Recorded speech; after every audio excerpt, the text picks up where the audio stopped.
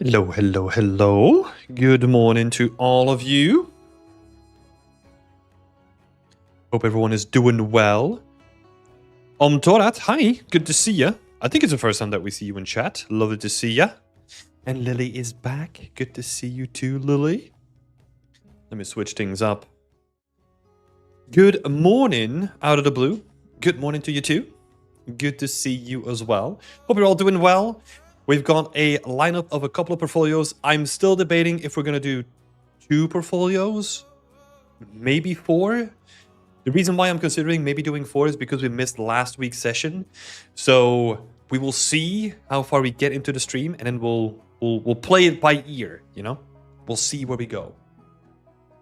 But yeah, we're just going to start out with a chill little chat, talking about some stuff, and we'll dive into some portfolio reviews as well afterwards. Zoom in a little bit. I'm so far away. There we go. That's a little bit better. Hey, Beauty! How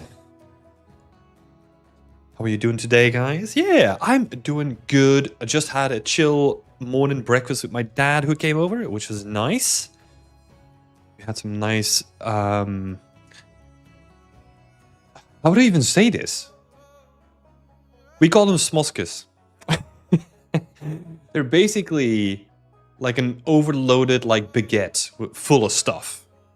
So yeah, with stuff I mean usually a piece of baguette with a cheese or a meat, and then some salad, some carrots, some other stuff, and with some mayonnaise on top of it. That's what we call smoskas here. So yeah, you nearly got it, Beauty. So smos, the way that you got it in the beginning, that's basically what we call like the piece of bread, and then smoskus is like the multiplicative form of one smos, if that makes sense. So you can say like a smos cheese and ham, right? So that means that you have like a piece of like a ham and cheese sandwich, but then with like a bunch of like additional stuff on top of it. Belgian mayonnaise is absolute peak. Yes, I do love some good mayonnaise. This might be controversial to where you're from, but I think mayonnaise is like the best condiment out of all the condiments out there. It's so good. I use it on so many things. But yeah, so that's been happening. That was really nice. Tomorrow we're gonna go to a... God, they have specific names for all this stuff. Now that I think about it, we're going to a second-hand fair. I think that's probably the best way of saying it. Like we call it like a junk market if I translate it literally. But we're just gonna walk around. Again, with my mom and dad, we're gonna go out, have a look at what's available, and then in the evening we'll be back. Well, I'll be back to do some more team challenge preparations. And then, a used sale. There we go. I think that's a better way of saying it. We literally call it a rommelmarkt, which is, it literally translates to like junk market. Or vogeltjesmarkt, something like that. We usually say rommelmarkt, but vogeltjesmarkt is probably more Dutch, I would say. We don't really say that. But yeah, it is basically the same concept though. Basically the same concept. So yeah, I've been working hard on the presentation for the team challenges. So that is coming along really nice, really swimmingly. So I'm really happy about that. We have all the teams mapped out. Now we have some like last minute mentors that will probably be joining us or might be joining us. We currently have a mentor team of 10 people. We're looking at potentially filling that up to 12 or 13, maybe, but we will see where that goes. So yeah, we are ramping up for the team challenges. Tomorrow is the kickoff, which I'm really excited about. So tomorrow we will have a Discord only kickoff. I will probably record the whole thing as well, because some people in different time zones have been asking for it. Yeah, In the Netherlands, we say Rommelmarkt too. Oh, okay. They sold animals there too, which is why my dad calls it a Volksmarkt. Oh, that makes sense. I've never been to one that sells animals. Interesting. Interesting. Because that probably changed, right? With regulations and all that kind of stuff coming in. But yeah, that's interesting. That makes sense. Yeah. We probably have like a place that is literally called Volksmarkt. Probably. Hello, designer. Good to see you. Good to see you. So yeah, lots of stuff is happening on the team challenges. We are ramping up for the kickoff. We have been coordinating the mentors, coordinating the judges. I'm setting up like a bunch of documentation. The kickoff will be at 3 a.m. for me. Oh, that's easy, you know? That's easy. Just pull an all-nighter, you know? No, but in all seriousness, I think what we'll do for people that are not available, because we know that the team challenges are like an international thing now, we will probably be recording, or at least if we don't do the recording, we will at least share the presentation with everyone. At least. But yeah. So that's been ramping up. That will probably be like the rest of my day. So my day is going to be looking like this. I have like portfolio reviews now. I have 2 mentorships with the students from like a university. And then after which, I will probably jump back into doing some more prep for the team challenges. And then there's also another meeting that I have with Felix, who will be joining us on... God, it's all scrambled. I think Sunday, right? If I remember correctly. So Felix will be joining us on Sunday for a workshop on mental health. So he's going to be talking us through like the most common things that we can encounter as like artists, going from like imposter syndrome, art block, you know, like all those kind of things that we all run into as artists. And we're going to be talking about it. So Felix, this is actually going to be an interesting workshop because Felix is going to do a presentation and talking about his own experiences. And then it's going to be sort of like, you can kind of compare to, oh my God, the forbidden word, a podcast, where I also want to open up and I also want to share my experiences and then mingle that in with the Q&A for people. So it's more going to be a presentation first, and then we're going to have a talk with all of us who are going to be there to talk about what we can encounter. So that's going to be fun. A lot of discussions, hopefully. I think that's going to be really cool, just to discuss all of that in the open, and then see if we can find some like really good common ground on how we can overcome some of those things, which is going to be cool. So that will be happening on Sunday. So yeah, we have a busy schedule. Tomorrow, team challenges, team challenge kickoff, and then on Sunday we have a workshop on mental health for artists, which is going to be awesome. Beyond Extended Worldwide, hell yeah. It has been interesting. So for people that know me by now, I love data, right? So I love a good bit of data. We have like an entire dashboard for all the things that are happening in the team challenges. One thing we've been tracking a bit more seriously as we go along is a little bit of context for this. Like what we do is based on your time zone, we put you in like a simplified form of that time zone. So we've kind of split up the world into 3 brackets, right? The Americas, Europe, and then Asia, right? So it's very broad, but it gives us some way to like easily filter between different time zones or like different geographical locations, right? And it's been interesting to see how the evolution has been from people that will join the team challenges. So we see more people coming from like Asia and America, as it started out being mostly European focused, which is really cool to see. Yeah, and I would say for the current challenge, if we look at some of the data, I think 30% are people that are coming from like the Americas, 50% come from like Europe, and then 16% come from like Asia, like very roughly. So it's interesting to see that transforming over time. But yeah, I'm really looking forward to the presentation tomorrow. I think there's always a little bit of anxiety and stress when it comes to doing the presentation, right? Because we do put a lot of effort and time, and I feel like the team challenges hold like a lot of weight when it comes to the importance of, well, how important they are to the community and to the people that we do this for. So yeah, there's a little bit of stress and anxiety with every big live stream that we do, but it's gonna be fine. Right. But yeah, it's been really cool to see it grow over time.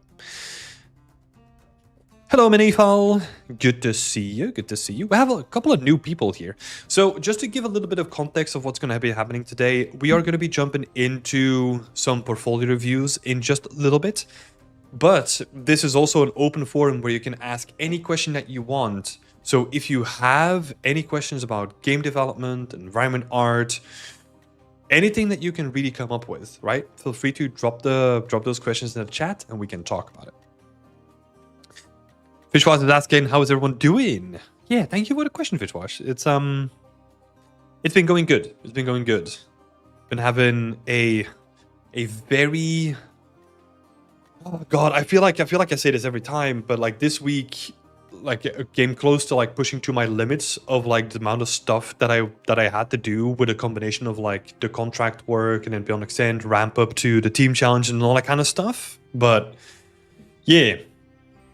It's been a little bit chaotic, but I think we've all gotten settled now, and from this point, it's going to go a little bit smoother. Mensocosm is saying, afternoon, this is a random live stream that I came on. I thought I'd tune in. Hey, welcome.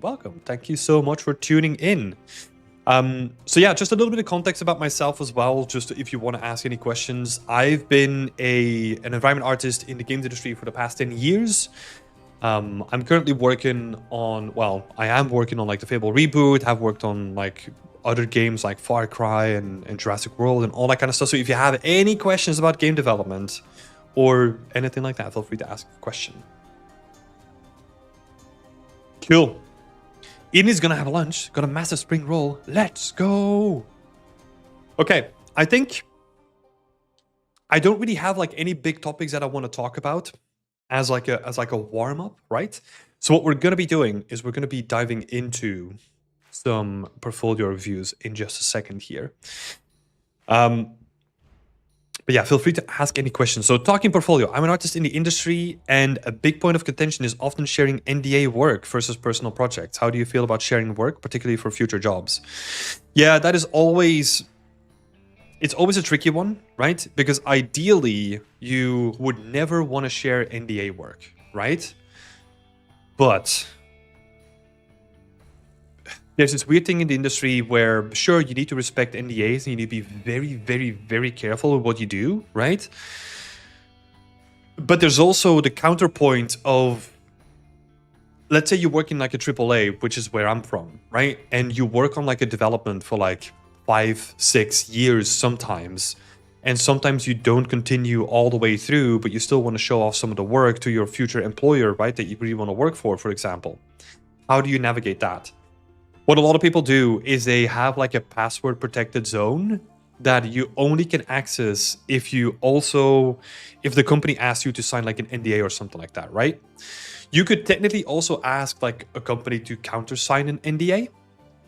I don't think that's like universally accepted, but that is one thing that you could do if you want to have that additional safety, right? And if it's like a particularly high profile kind of case, I think that might make sense.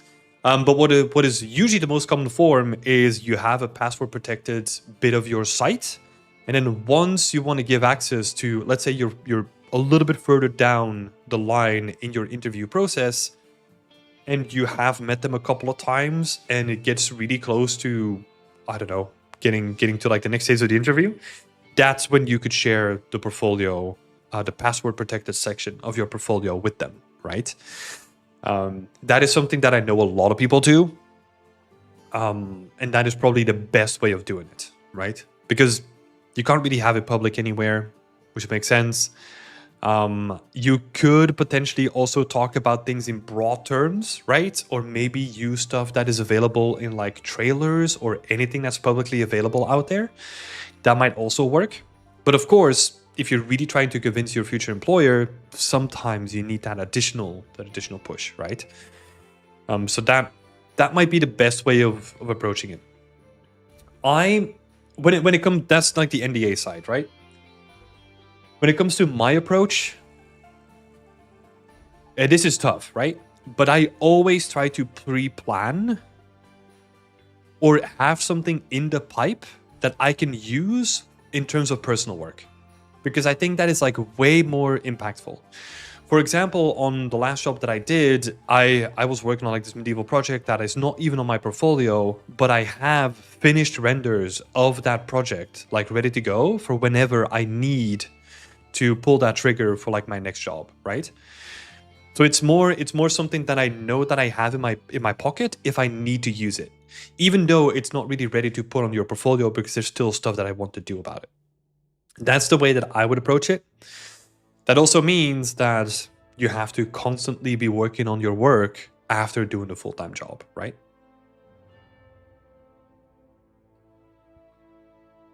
And I think, unfortunately, that is going to be the reality if you want to be really secure in your job security. That is what you need to do.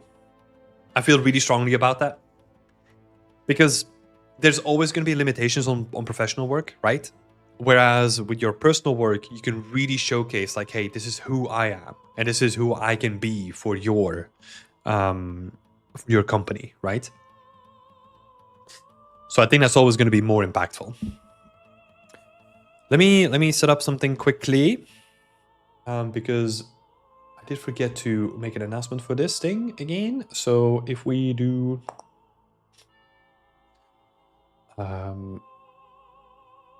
is it that one? And then live streams.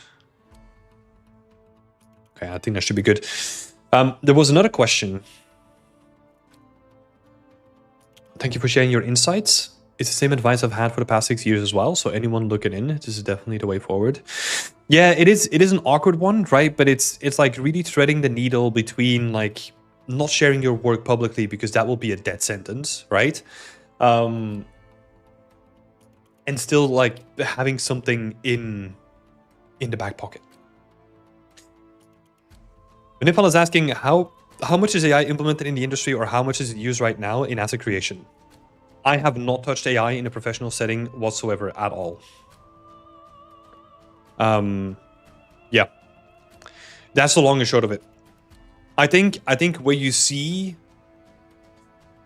okay, when it comes to asset creation itself, looking from the outside in to other companies, I think where you will see more of this is with companies that really want to cut corners and they don't give a fuck about like artistic intent. I think that's where you're going to be seeing it. Especially when we talk about like, you know, like trying to replace as much of the pipeline as possible, right? But I don't think there's so many concerns when it comes to ownership and copyright, and you know, there's so many questions that are still left unanswered that it is really difficult to see any company with like an IP that is worth paying attention to where they are going to replace stuff with like AI at this point. Artemis Interactive, welcome. Hi, is creating modular kits for the marketplace viable alternative for chasing jobs? How do we prepare for the future as an environment artist? Okay, so 2 questions. So creating modular kits for the environment, for the marketplace, is it a viable alternative to chasing jobs? So I would not look at it as like a zero-sum game where like you do either or. I would try to make the most of the combination of the two. So what I mean by that is whenever you create something for your portfolio, right, like a beautiful portfolio piece, I would also think about like the market viability of that and then sell it on the marketplace. I find the intersection of those two really interesting, because once we start focusing too much on either or, then we're losing yeah, we're not making the full amount of our skill set, I feel. Because let's say you only focus on modular kits and market viability, right? Then your future looks more like you are going to be like an independent artist and you're just going to do your own thing and you're just going to focus on selling your own stuff, right? That means that it's less likely that you will be hired as an environment artist, right? Not only from the company's perspective, but also from your perspective. Because if let's say you get some traction on like making your own marketplace and you see the sales come in, would you then want to give that up to work for like an employer again? I think that's a really difficult discussion there, right? And for a lot of people, once they make some traction there, the answer will probably be no, right? Or at least in my case, maybe I'm projecting a little bit. And the opposite happens too, right? Where if the only thing that you focus on is only getting the job, and if it then doesn't work out or it takes longer than expected, then we're losing out on the potential of having like a stable, quote unquote, like a side income that we can at least use a bit of the funds for to make ourselves, or like to invest in ourselves again, you know? So I think the combination of the two is where it gets really interesting. Because, again, I want to make this really clear, like one side seems like you want to build your own business and the other side seems like you want to join an existing business, right? And trying to do either or, you need to dedicate yourself to that path. But if you want to become an environment artist in the industry, I think it's really interesting to explore like the space in between. But yeah, that is a good question. But yeah, is it a viable alternative to make yourself like self-sufficient? Yeah, for sure. I mean, there's Decagon, there's the artist studios, there's like a bunch of like these studios now that have done exactly that, right? And even though I don't agree with like all their business practices, for some of them, it is a successful business, right? There is a lot of money to be made. If you look at where they started and how they've projected themselves now and how quickly they've grown, if you do it well and you do it smart, then yeah, there is viability there. And how do we prepare for the future as environment artists?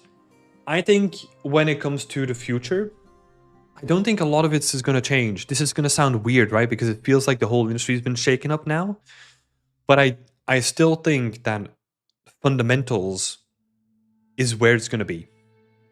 So artistic fundamentals, when I talk about those, I'm talking about how to use composition, how to build a cool story, how to use colors, how to use shapes, how to use like all those like artistic fundamentals. They are going to be more relevant than ever because of all the changes that we're seeing now, right? So I would always look at it through that lens. So whatever you do, I don't think it's a bad investment to invest in your core skills. And don't really get swooped away by like any future technology that looks like it's promising. That looks like it's promising either the end of the world or like the next coming of Christ, you know? Whatever that may be.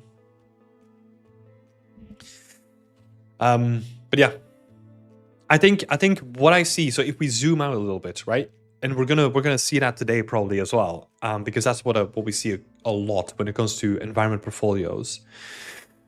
Is there's a lot of people that are not really thinking through storytelling, right? And I hammer on this a lot.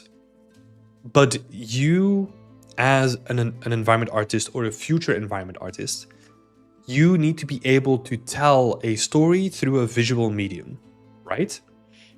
Because a lot of people are making really pretty pictures that have no soul.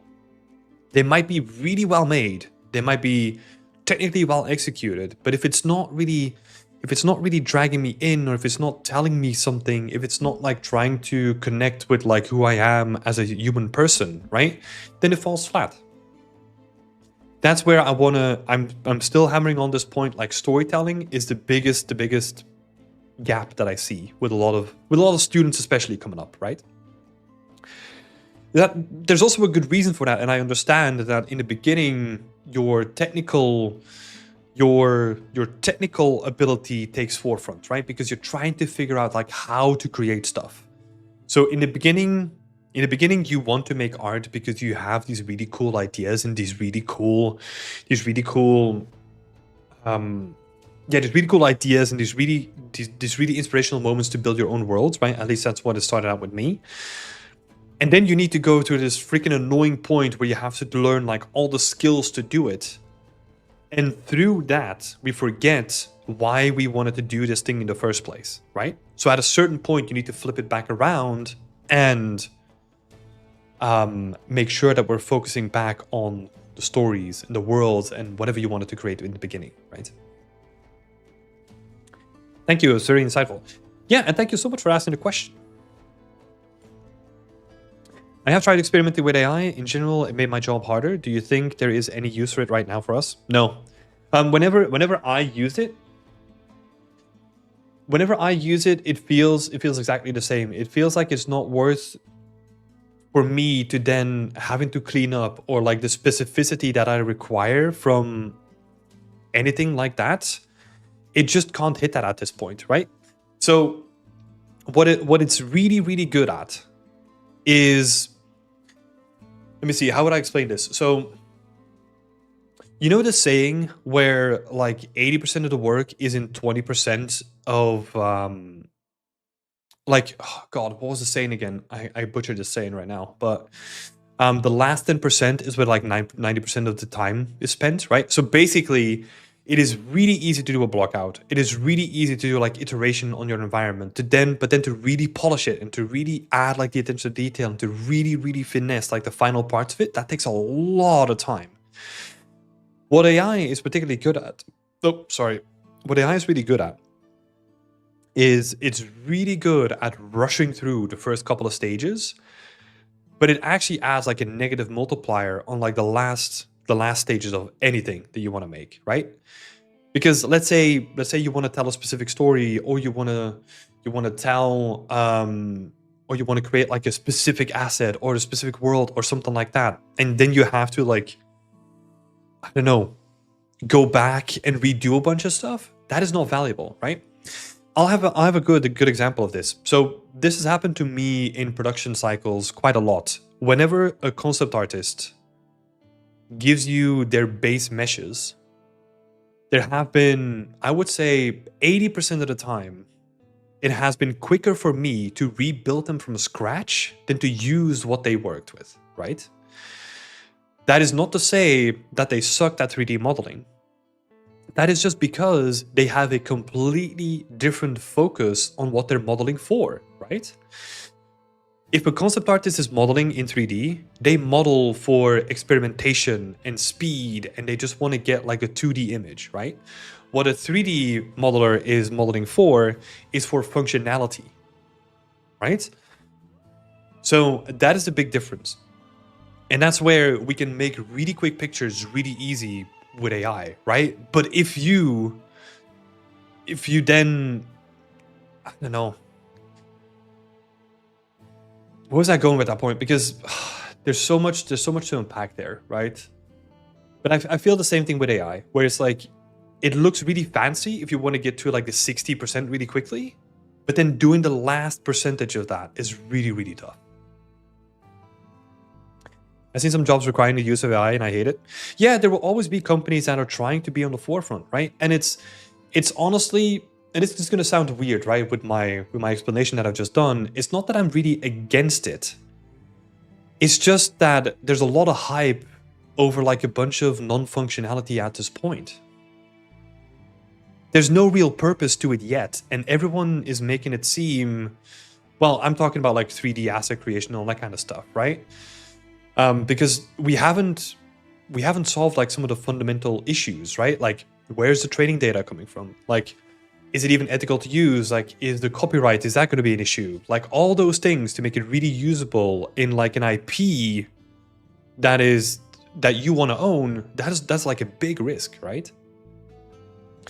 And if you probably go back like months, if not years, when I was doing the stream, one of my particular interests was sort of what we see like Ubisoft do in like some respect, where they have such a gigantic library of data that they have for themselves that has been created.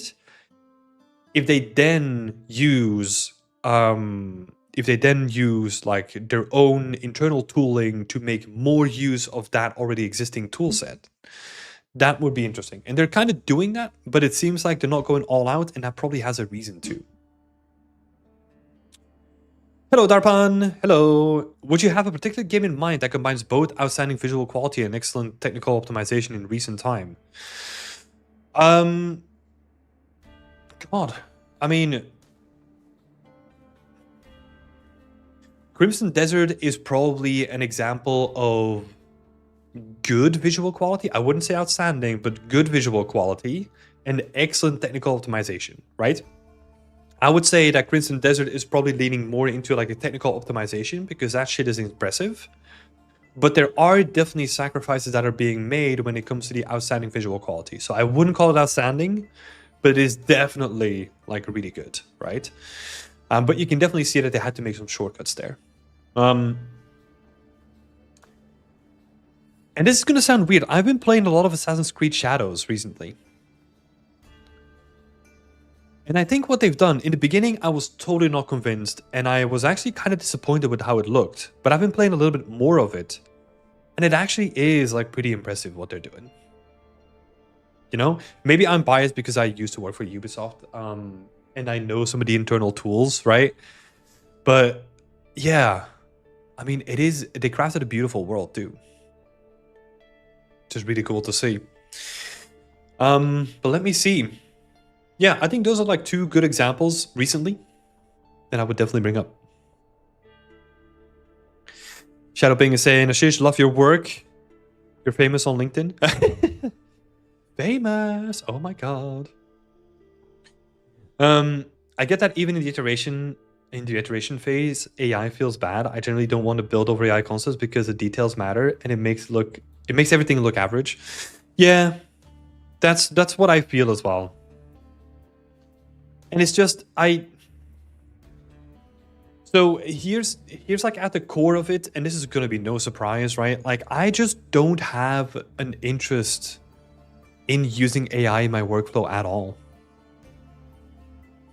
You know? The part that I love about making art is you have to learn so much about yourself, so much about the tools that you use, and you know, you have to then combine all of that to put something on your screen or in 3D, and it takes a lot of time and it's a lot of struggle. And sure, it's getting easier and easier over time, but there's a lot more to do than just like, okay, put in a prompt and then wait until it spits something out. We're losing a lot of value when that becomes the norm, if that becomes the norm. So yeah. Darban is asking, I'm trying to make a portfolio piece. Is it good to take concepts from concept design studios like One Pixel Brush or Terraform Studios and try to make them into an item? Or should I stick with individual concept art? I asked this because the big studio uses 3D models and 3D renders for every concept, and people say we should avoid concept art which has heavy use of 3D concept art.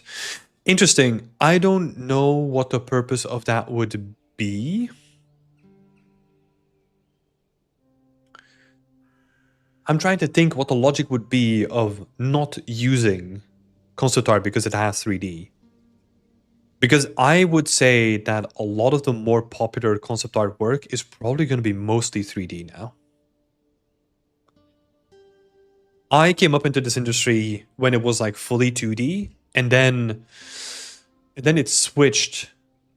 With a lot of people, it switched to like 3D for like 50% at least. So I don't know why people would say that you can't really use it. Yeah, I'll be curious for the reason for that. But your question is more like, do I use concept design studios work or do I use individual artists work, right? The only thing that I would say there is to try and stay away from like well-known IPs, because a lot of people are going to have a lot of familiarity with those, right? And if you look at a concept studio like One Pixel Brush, that is most of the stuff that they do anyway, right? Because the reason why I say that is because you then have to compete with potentially like a team of very skilled artists, and you are just you, right? So for example, One Pixel Brush, if they make like concept art for The Last of Us, then you know that concept art got translated into an actual thing into the game, and that is going to be people's reference point for your work, right? I always personally find it way more interesting to do something that a lot of people have seen and then put my own spin on things and improve it from my own part, right? Because it's really difficult to add a lot of your own voice in the bigger concepts that you see online, right? But technically, there's nothing wrong with it, right? I'm just giving you some of the context that happens when you do decide to pick one of the bigger studios work, right? But both of them can still work. It's just, yeah, one of them is easily comparable. For my work, I learned so much about myself, and I had breakdowns. I also had breakdowns for time to time. Yeah, I feel like art is not just about the technical workflows. No, like the tools is how we execute the art, right? But the art is so making the art is so complex and is so vast, right? Like there's so much to learn about yourself, the way that you see the world. You know, like, oh my god, there's so much that I've learned when doing art. Like the way that things get constructed, the way that the world is, the logic of physics. You know, like it sounds crazy, but like I've learned so much over time, like how water flows, like how terrain erosion works, like, you know, like even it sounds so silly, but you even look at like when it's raining, you look at things differently because now you get to see it through like 3D eyes, right? And you then that becomes a part of your visual library that you can then use in your next project, right? And that's the stuff that I love.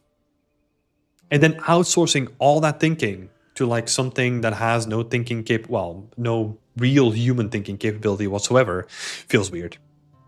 Feels weird to me. Shadowping is asking, while doing lighting for an exterior environment, is it okay to ditch directional light and use spotlights to have more control? Yeah, you can. You are giving up control. Well, you are adding more control for how should I say this? What you're gaining in control is basically what you're giving up in flexibility. Right? Because if you think about like how games are made, usually they have like a big directional light like a sun. And that is kind of controlling the way that like the environment looks, right? Like most games these days, they have like a day and night cycle. That means that your environment can not only look good in this really specific lighting scenario, but also needs to look good in different lighting scenarios, right? But it's totally fine if you want to use spotlights for your own personal work, right? But the realities in the games industry is that you'll probably be working more towards a spec of having full directional light. There's a wall that I took inspiration from during my walk, and people painted over that, and I was sad about it. Yeah. There's it's hard to describe this feeling, but there's a feeling that I have is that I get really emotionally attached, or like should I explain this? I get like really emotionally and historically attached to places that I've been to for the first time, which is weird, right?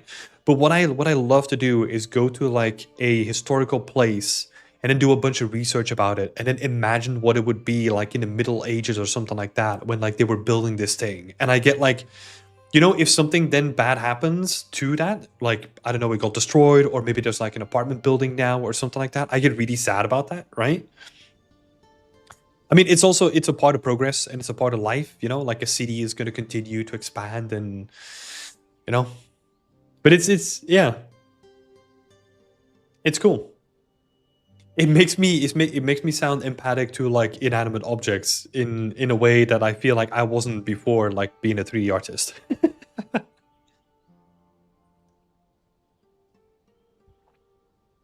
Right. Okay. Please continue the questions, but we are going to jump into some portfolio reviews as well, so that we can get that show on the road. So let me switch on over. I just realized that the website is a little bit scuffed, but hey, it's working out in our favor because now we can actually see the chat. So this is our portfolio review page. We have a leaderboard with like all the previous recordings and portfolios and all that kind of stuff from previous people. Oh, excuse me, from previous people as well. And this is good to give us like a comparison point of like previous people where you can see like, oh, this person's hireability was like really good. Let me see what they do. Yeah, so we're trying to build up like a catalog of people that we can check out, right? So a really quick overview. There's four different things that we look at. Hireability, which means, do you have your CV? How easy is this to reach out to you? Like, you know, all that kind of stuff. Your presentation, which is usually just like your thumbnails, first impressions, and then showcasing like only the most relevant work. And then you have your artistry, which is basically all your artistic skills, and then your techniques, right? So those four things we're going to be looking at for the upcoming people.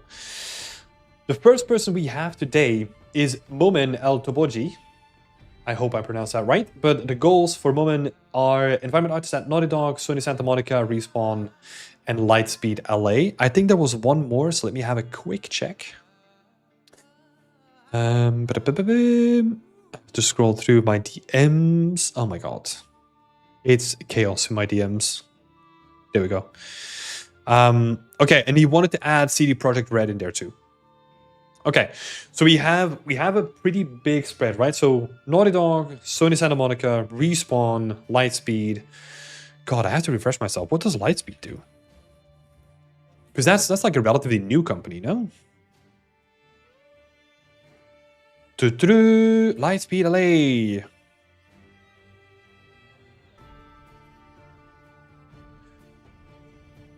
What are they building? What are they building? I am curious. Quantum Studio? Mahjong? Super NBA? PUBG? Okay, so they did like the PUBG stuff. What else are they doing? They're doing mobile ports?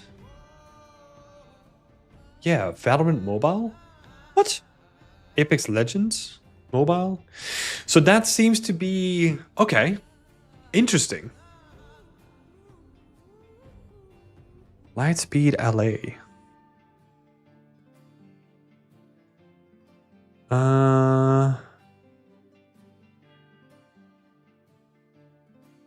Interesting. I feel like, am I looking at the wrong one? Developer of The Last Sentinel. So what is The Last Sentinel?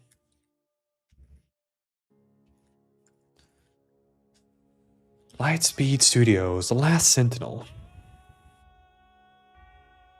Sorry, we're just having a look at this live, but I want to check this stuff out. So, what is this?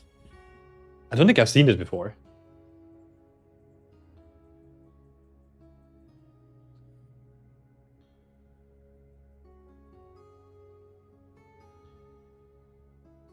Okay, so... Okay, interesting. So that's going to be like a massive AAA kind of game. Yeah. Cool, okay.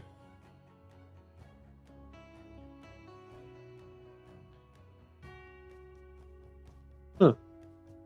Interesting. I was completely unaware of this stuff. Interesting, okay. That's good, now that we know that.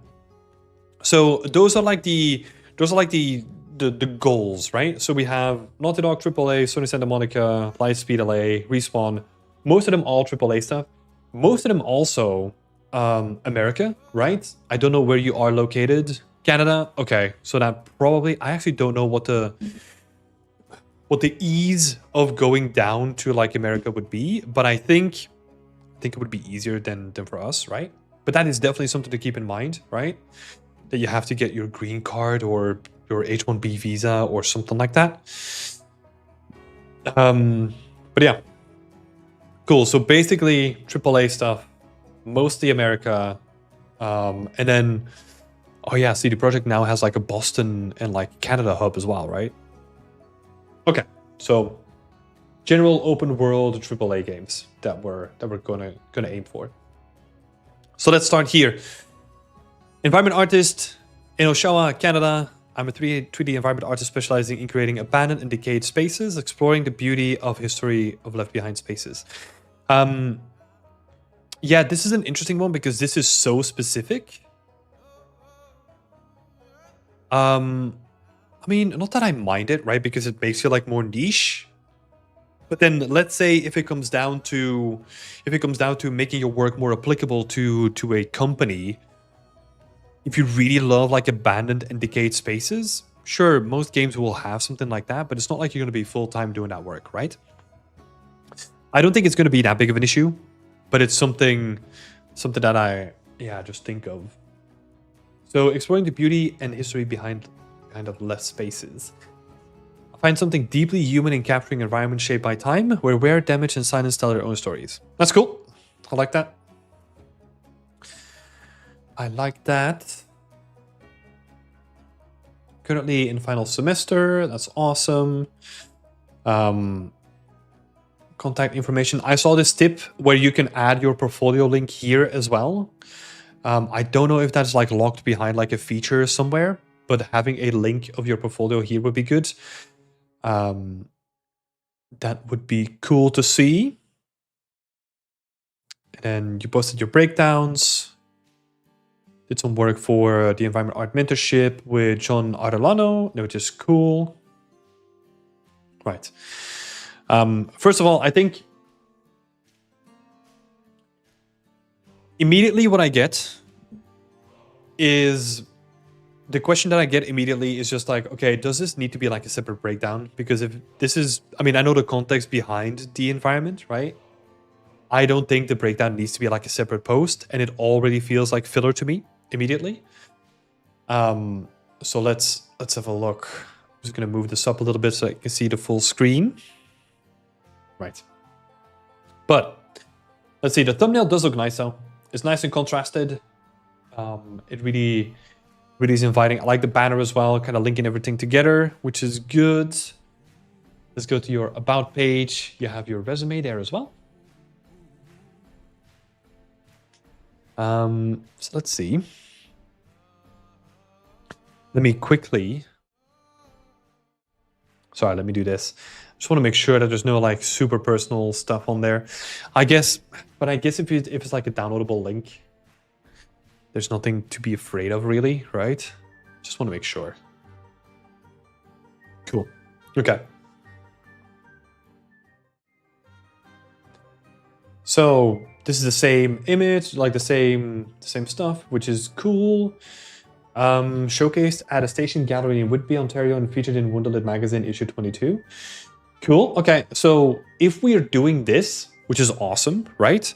I would make the most of it and give me a link to where I can find something like that. Or maybe that would be worth like adding a post on your ArtStation, right?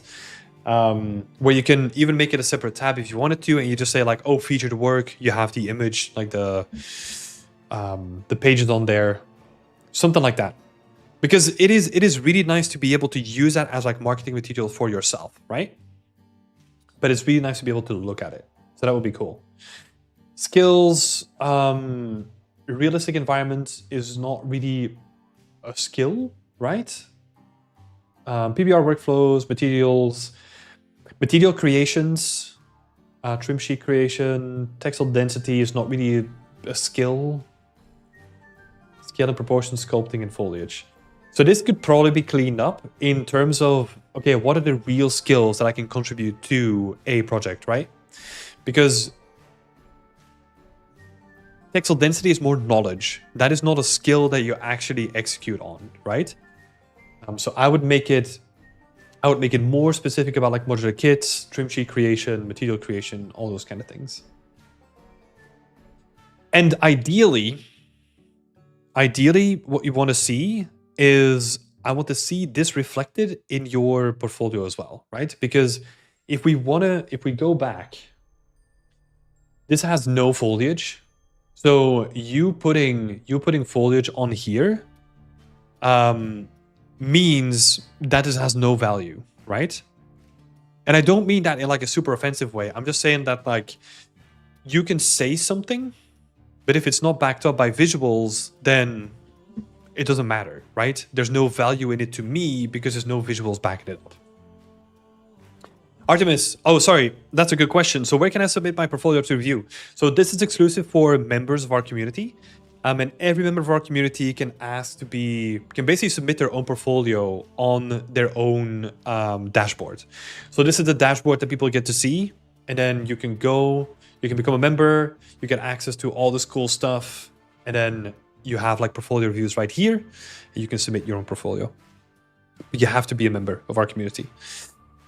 But yeah, thank you for asking. Right, so let's continue with work experience. Let's zoom in a little bit. Designer, social media manager, 3D artist, responsible for modeling, UV mapping, and texturing a folios asset to achieve a toon-style look. Okay. Proof, right? Like I think this is interesting. Do we have like any proof? Is that like still under NDA or something like that? If it is under NDA, we might actually be able to do what we said in the beginning of the stream, right? Where you put it behind like a locked page and you show it off for people that ask for it, right? Or for people that you are having an active conversation with as you're applying. Social media manager is cool. That gives you some you can kind of use like social media manager positions to kind of frame it into what makes it valuable to becoming a 3D artist, right? For example, that could be managing a social media campaign that was impactful when it comes to storytelling, right? I know that I'm kind of butchering like the sentence of it a little bit, but there's ways that you can tie in some of the work that you can do or have done in the past to the work that you're doing now, right? So that would be cool to think about.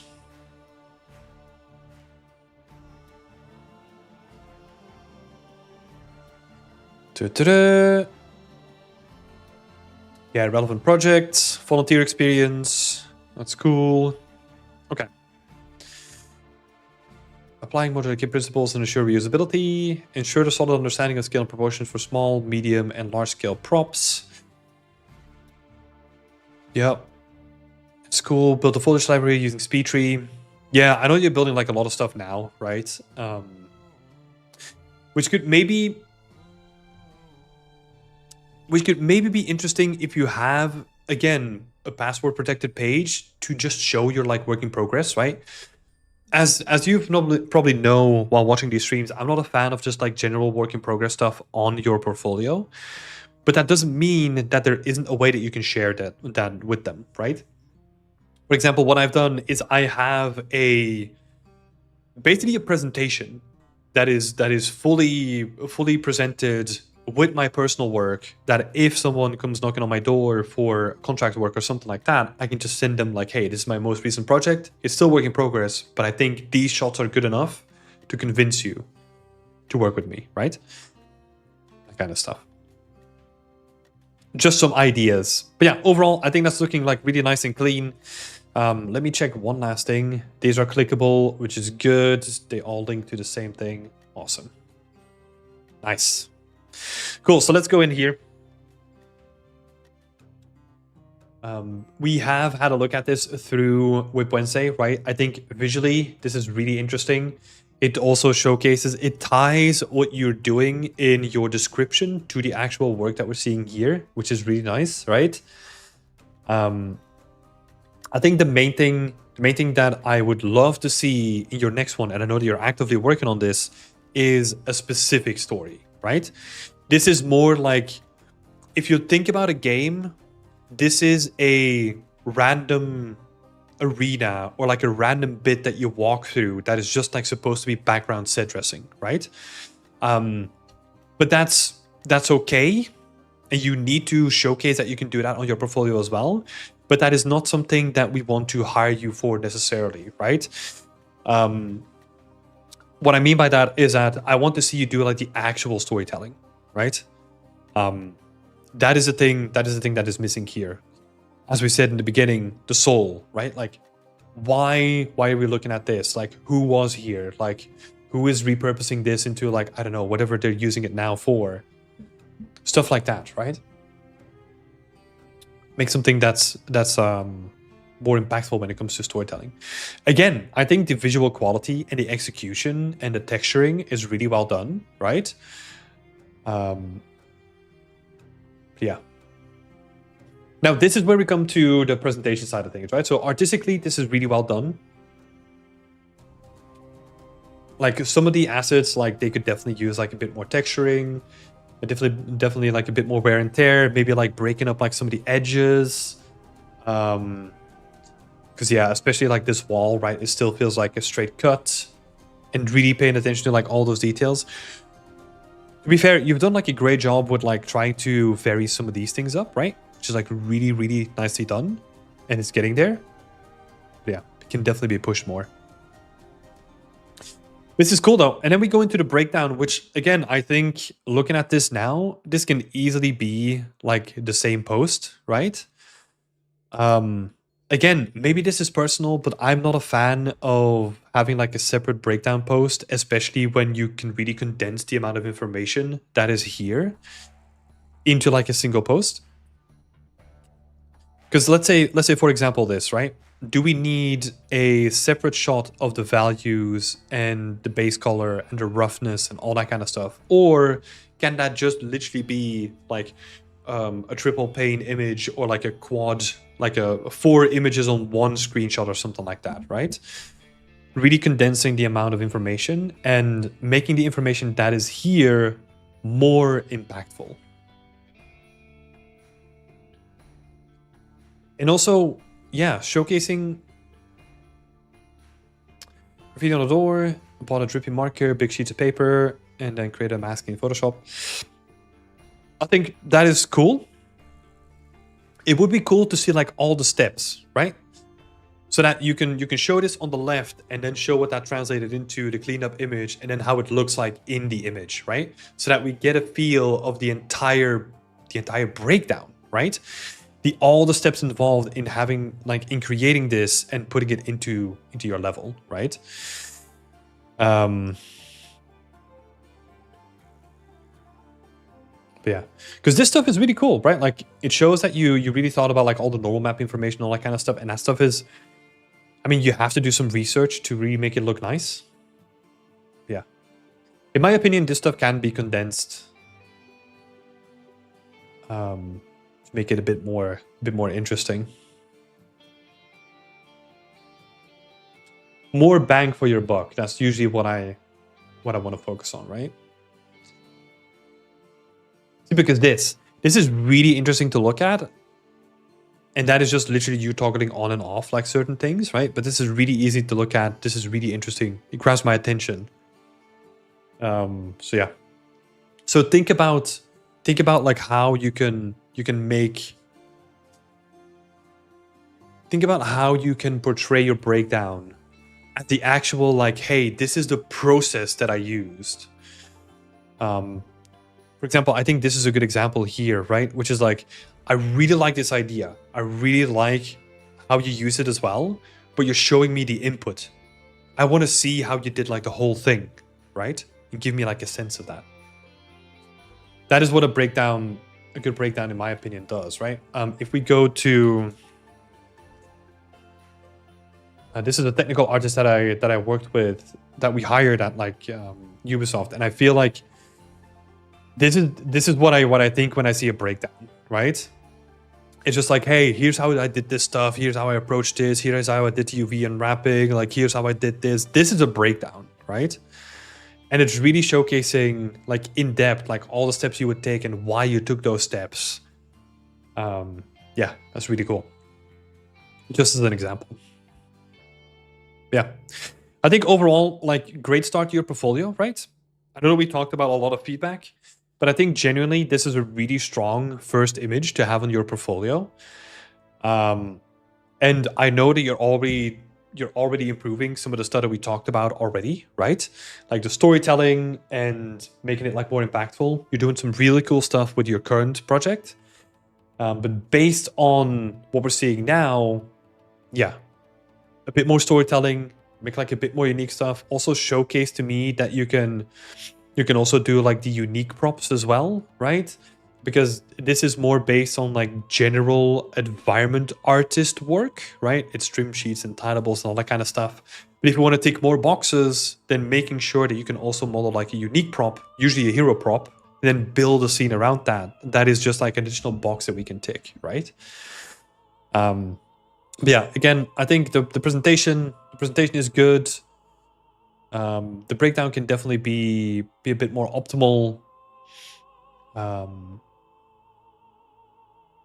yeah, I think really solid work, especially for your first thing on your portfolio, right? I'm really curious how this is going to go into the future. Beauty is saying, like, what NDA looks like while working, what you can and cannot tell usually. Yeah, so an NDA usually covers especially all the work that you do during your full-time job, right? So yeah, it basically covers whatever you do in your full-time job, or even if you, there's some clauses where technically even they own the ownership on stuff. Like, let's say you find yourself like, I don't know, like just chilling out at work for some weird reason, and then you open your personal work at work, they technically own that too, right? Technically from like a perspective, right? Because you use the company's hardware to work on the thing that you're working on, right? So I just say that to like keep your personal and your private, like your personal and your professional, like really separate from the two. But yeah, your NDA is usually saying like, it's just a rule set of this is what we own, right?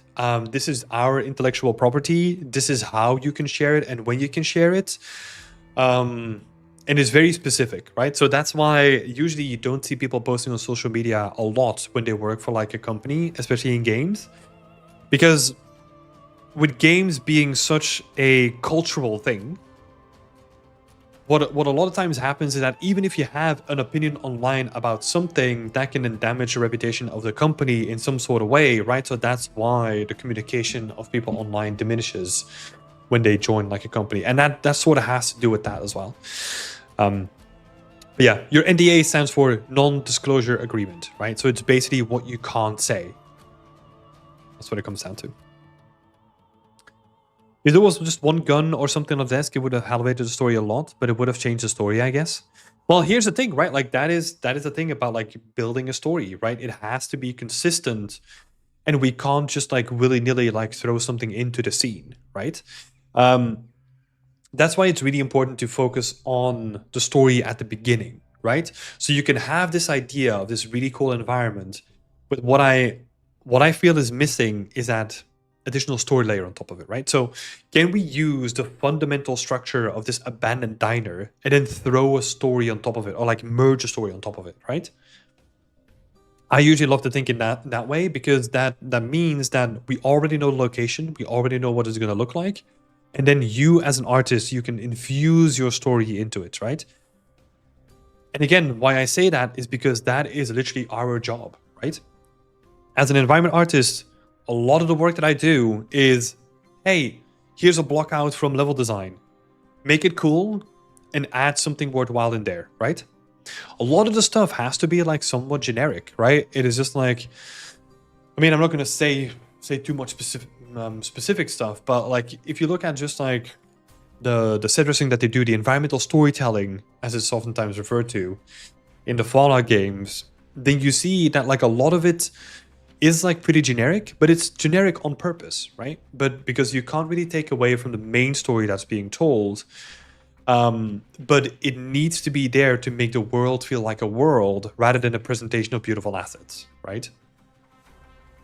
So yeah. Cool. Let's go back here. So how do we tie this into, you know, like the work that you're doing to get into like AAA productions, right? I think you're already on the right track. I can see that you have good artistic insights, right? How to use color, how to use composition. You're taking really smart steps into making smaller environments, right? This is a great starting environment because it allows you to focus on just the quality of a lot of stuff that's on display. It is literally just one camera angle and make that look as good as you can, right? Which is great. So I love all those choices. And now it's literally just like, okay, I've ticked these boxes with this environment, right? What can I now add that was not displayed in this environment? And how can I then tick more boxes, right? And that's a very pragmatic way of looking at your your artistic career through the lens of which boxes do I need to tick, right? So for example, here you've experimented with trim sheets, tilables. A lot of it was texture focused, right?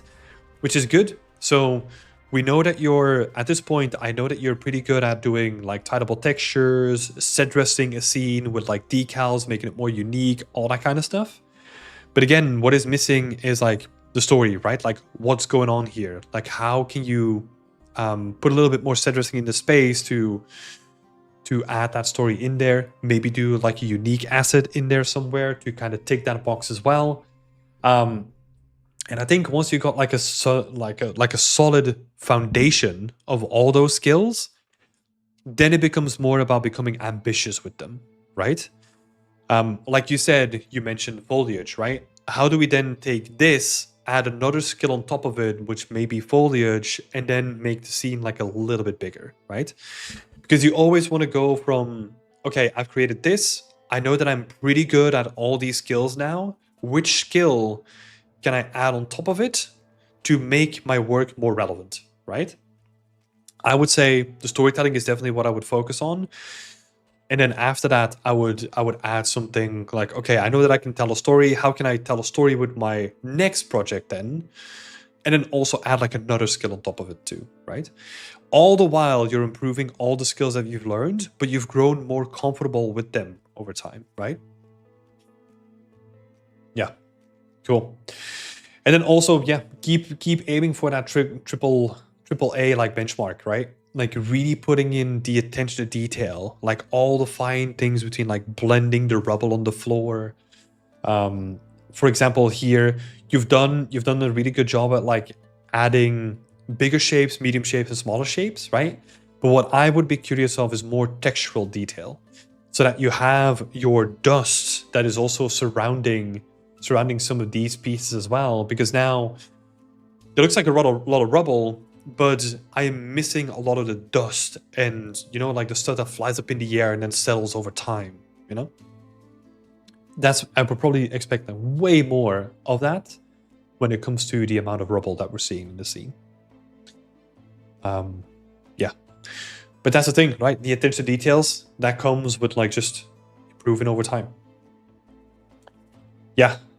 But again, I just really want to say, amazing first project.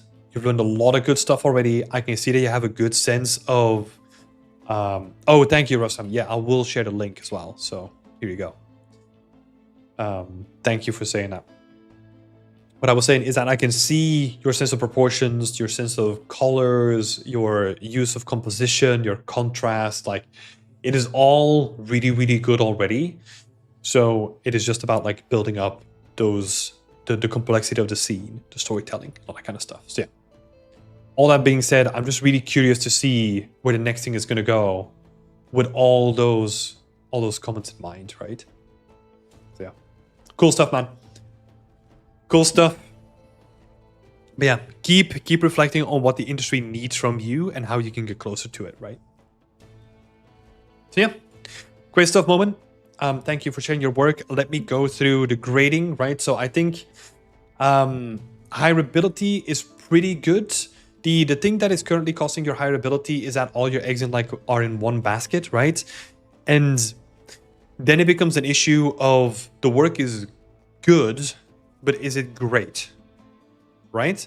So that is kind of costing you like a little bit here in terms of hireability. But I think the way that you present yourself, the way that you align with the work, really well laid out. Your CV is like pretty clean too.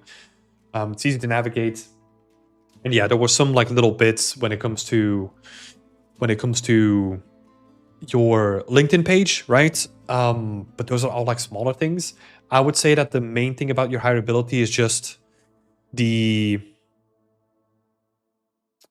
complexity of your environments and the quantity of your environments, right? First, the complexity, because this is really well presented, but it's not that complex.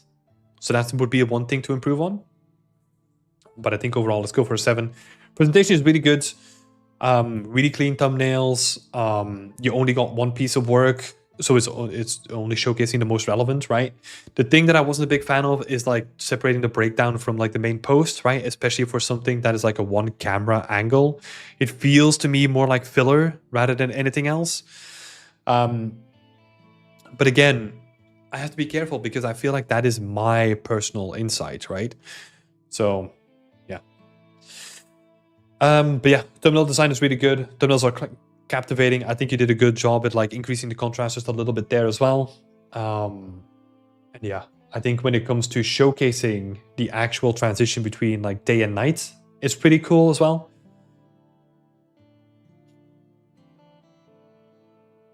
So we have like a transition here. Pretty cool, pretty clean. You got references. And then you got like the process to give as well. So yeah. Overall, a good one. Let me add some notes as well.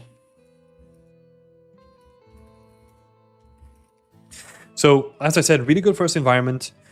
But it's still pretty simple in terms of geometric complexity. That sounds like super fancy. So that would be something to like improve upon for your next one, right? Which you're already doing, which is cool. But it's really well presented. And it honestly gives me really good hopes for the next project, right?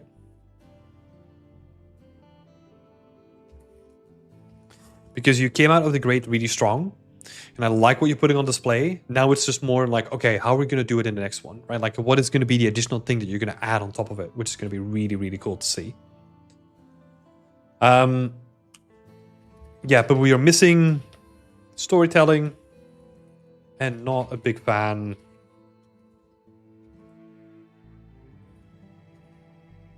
Not a big fan of the breakdown in terms of the actual content. I mean, not everything, right? There was some good stuff in there where we had the transitions and we had like the explanation of the trim sheet and the titleables and all that kind of stuff. I think that stuff is really, really good. I think it's more, maybe the better way to describe it is that there's opportunities that are missed when it comes to the explanation of all the technical stuff that you've done, right? Because there is some cool stuff there, but you're showcasing it as like a single image, or yeah, maybe some of the technical elements could be explained better.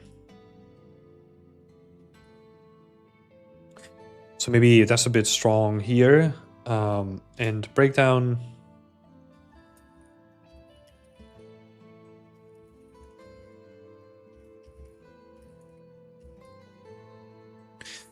On the pipeline, on the workflows used, right?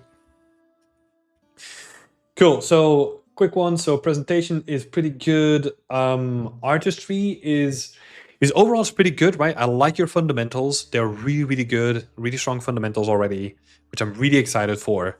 Now it just basically comes down to, yeah, more techniques. This is going to be an interesting one because I feel like I'm going to have to split hairs a little bit.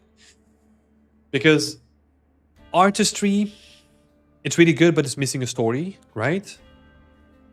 Let's go for a 6 for now. And then I think with techniques, what I really like is that you're using trim sheets, you're using titleables, vertex painting, all that kind of stuff. You've done some really cool stuff with your materials too, which I'm really happy for.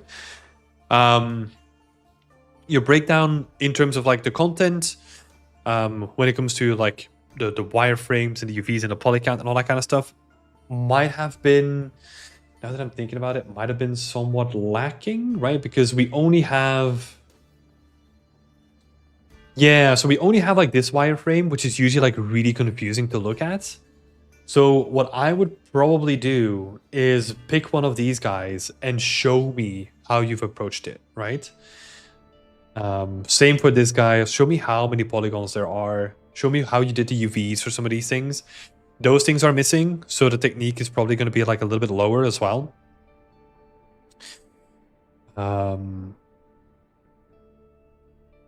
Yeah, overall, like the breakdowns are pretty good though. Pretty good overall in terms of content. It's just when we dive into the nitty gritty where I want to see more of your process, right?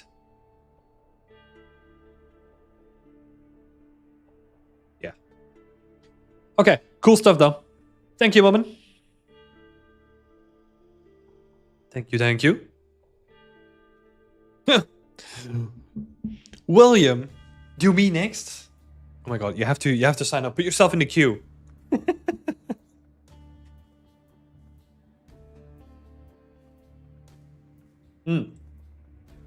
But this is actually something interesting that I thought about, right? Because if I was really like objective about the work that I have on my portfolio as well, I don't want to get ripped apart. I would probably have to do like a lot of ripping apart of my own portfolio too. She's running. She doesn't want to be on stream. Because yeah, like, you know, I can be like really direct with feedback here, right? As I usually am. But oh my god, I would have to rip myself like a new beep if I'm gonna be really honest, you know? Because there's a lot of stuff that I can improve too. It's just I feel like the timing, right? The timing of when I got into the industry like really helped with yeah, with the quality bar, right? I just got lucky. But yeah, let's have a look at the next one. So the next one is Samir. I will share the link for Samir already. So here we go for the next portfolio. Let me get some context first. So, oh, the goals are environment/prop artist. Okay, that might be before we changed like what goals mean, right? But let's have a look. So 3D artist add a Poklar? I have no idea how to pronounce that. Okay, but you call yourself like an environment/prop artist, right? Which is like still pretty broad. And I'm thinking, how would that... Because, okay, so the way that I think about it, and feel free to let me know how you think in the chat, but I feel that when we come to how specialized you are, you kind of have 3D artists at the top, and then you kind of have like environment/prop art below that, and then you have like prop artists and environment artists like all the way at the top, right? Like in terms of like specialization. So maybe making it more specific might be helpful. The reason why I say that is because usually you can tell what people really love to do, right? So if we look at all the work here, you can see that the most recent work has either been like hard surface or environment art based stuff, right? Which means that if you then add a character on your portfolio, no one's gonna hire you for that character art, right? Just like straight up. So if you want to put like your best foot forward, then it's just like, okay, I know what I am, I know what I can do, and I know what I can't do. And it's really focus on the thing that you're really good at, right? Because if you don't do it, a company that's looking at your work will do it regardless, right? But it's again, your portfolio needs to be the display of the best work that you put forward, right? So in that case, what I would do is always make it really specialized to what you want to do specifically. William is saying, big difference from environment artist and level artist 2, for example. Yeah, it's an interesting one, right? Because I don't know about you, Will, but how should I say this? So I think you can have an environment art portfolio and you can get hired. I don't think you can have a level artist portfolio and get hired. If that makes sense, right? Because I'll explain what I mean by that, right? Because a level artist is a real job, right? For the most of my time, I've been a level artist, I would say, right? In large parts, which means that you are just doing set dressing with pre-existing assets and you're telling stories and all that kind of stuff, right? But that is not how you get hired in the industry. So I always struggle with, like, let's say you want to be a level artist, right? Let's say that's what you want to do. Technically, what you should be doing is grabbing a bunch of pre-existing assets from like the marketplace and then just throwing them together, telling really compelling stories, right? But I feel like no one's going to hire you to do that because there's so many people on the market that can also model and do the full pipeline on top of it too. That's usually where I go to. So it is weird. I've always struggled with that. Because you have to always be able to model and texture and all that kind of stuff too, right? I know what you're saying. I do think it makes more sense to take some Megascan stuff and Cedrus if you really want to go for level artist role, but I think people want to know you can do more. Yeah. Because I think level art as a skill is a skill that is also expected from most environment artists if you're not going to do it. Yeah, 100%. Yeah, which is a weird one, right? Because it is a a position at a studio, at like lots of studios, but it's like you can't only focus on doing that in your portfolio, which has always been a weird one. Lily is saying maybe some add a character to try and land a 3D generalist job roles.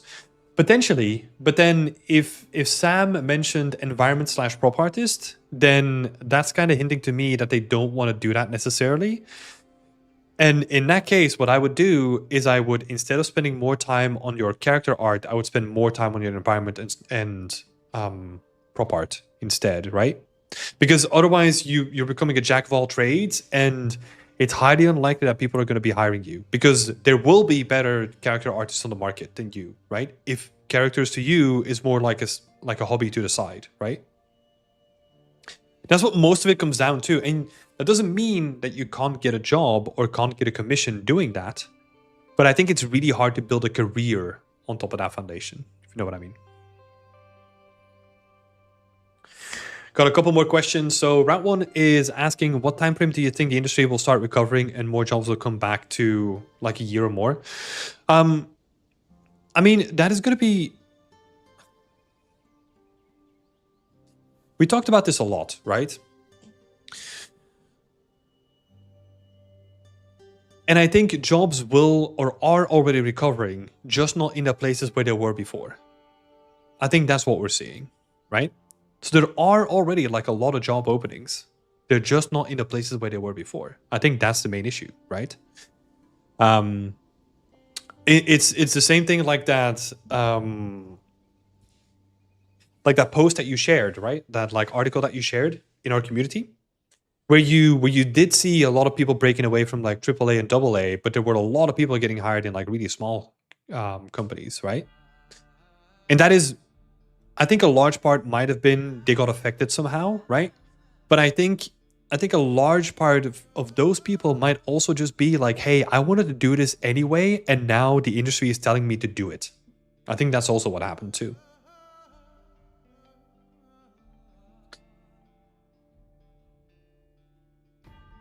It could be good for an indie studio since they want a generalist. Yeah. This is where what we do, or what I do here, is I try to get people into like the bigger studios, right? Because it becomes a wild card when it comes to indie studios for most of it. I think for a large part, like having like a T-shaped personality. Oh, well, let me put it different, right? So let's say this is the portfolio, right? And an indie company is going to hire you.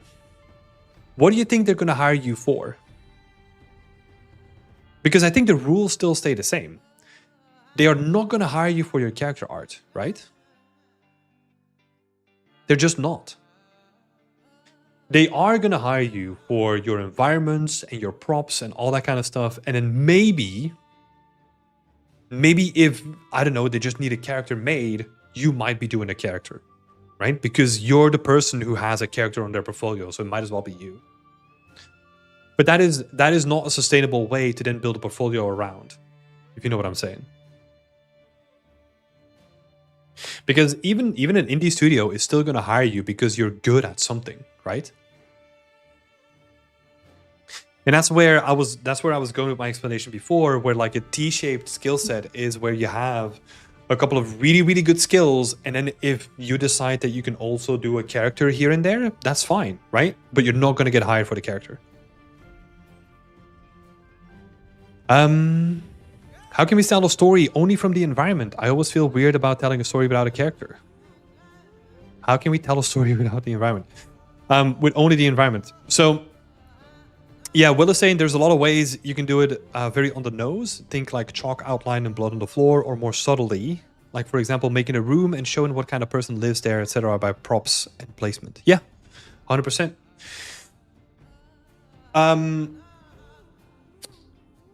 I would say the best thing that you can do if you want to know how to make an environment without a character in it, I would say walk around in any city. Because there's so many examples around us, right? You might be able to tell sort of what kind of person just had a drink at like this coffee bar, because based on the coffee that they drank and maybe they left a note or something like that, right? It can be really small scale like that. If you find an abandoned apartment, you can find traces of people that lived there before, right? There's stories all around us. You could even have like a car, and based on like the way that they decorate the car, that's saying something about the person, right? If I'm not in this room and you were to like recreate this room is telling something about me without me being in it, right? And you're going to see that all over the place. You might even see that in your own room, right? No matter what you did, you will be able to tell something of the character in the room without you being in the room. And I think that's what we do, right? That's what we do as environment artists. You need to be able to set dress in a way with oftentimes like pretty generic prompts to tell something about that person, right? And you can do that in multiple ways by... You can hint at a person being like very clean and organized by having the props and the set dressing being very clean and organized, right? You can do the opposite too, where everything is just like chaotic and like there's stuff scattered on the desk and all that kind of stuff. That is telling something about the person that is sitting at that desk without them being there, right? So yeah, I think try to look at the world as we see it around ourselves, and then try to replicate, or like try to learn from the world, and then try to replicate what that does in your own scenes. So we intentionally set dress a scene to showcase story. Yes, 100%. Characters need to project a story onto the environment to showcase what they are like. Yeah, I think also like you can put a character in my chair here, but if there's no set dressing and if there's no like, there's nothing on the walls or anything like that, then that is also not really telling you anything more about the person, right? So they need to work hand in hand. Right. Let's go to Samir's portfolio. So we were talking about this, like 3D artist at Epoklar in Poznan in Poland. Cool. 3D artist. Software that I use, Blender, Substance, Painter. I'm experienced with creating both high poly and low poly models, especially good at product modeling, hard surface modeling, and environment design and modeling. Okay, so there's a lot of different things here already, right? So again, it's more leading into like a generalized kind of skill set. Strong English skills, perfect communication skills, high intelligence. Ooh, high intelligence. Wow, okay, brag about it. Easygoing, team player mentality, productive, detail-oriented, dedicated, and punctual. Ready to do my best. Okay, cool. I think this is a lot to put here, right? I think this is almost like a miniature version of like your CV. The way that I always look at a description is I want to know who you are without like all the fancy PR bullshit, right? That's usually the way that I look at a description. Like, tell me what you're interested in, tell me why you're an artist, like all that kind of stuff. That's usually the way that I look at it. Not that this is necessarily wrong, right? It is just a very, and don't get me wrong, I do this all the time. If you look at our social media posts, this is literally me. I try to describe things as they are, because I'm very functionally driven, right? But it makes for like a very boring read, you know? It's very dry, very just like, yeah, this is what it is. You know, this is the skills. And trust me, I do this a lot myself as well. But maybe make it a bit more personal, right? Give me like a little bit of insight of who you are. You're gonna be working on a medieval project today? No, probably not. I have too much stuff to do in the afternoon. I need to do some more prep for the team challenges too. So we're gonna see, and I have like 2 mentorships as well. So it's gonna be busy in the afternoon. Hopefully in a couple of weeks we can get back to doing some more 3D stuff. But I don't know. Maybe we want to do something else.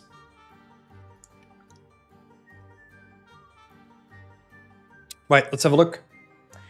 3D VR artist. Cool. Lead. Yeah, I can see. So you definitely come from like a more generalistic background, right? Nothing that there's wrong with it.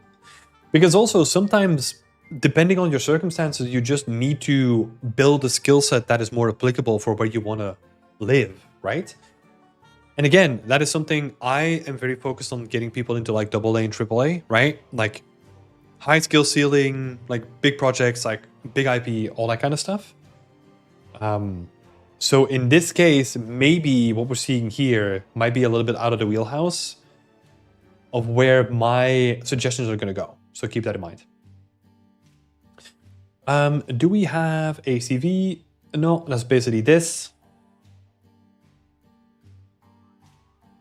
Let's see, 6 years of experience. I use Blender mainly as my main tool. Currently, I'm working as a lead at View Labs. That's a little bit outdated here, right? But that's okay. Right. Cool. So we're coming from like a very generalistic background. And then I think, yeah, because we see like all the work.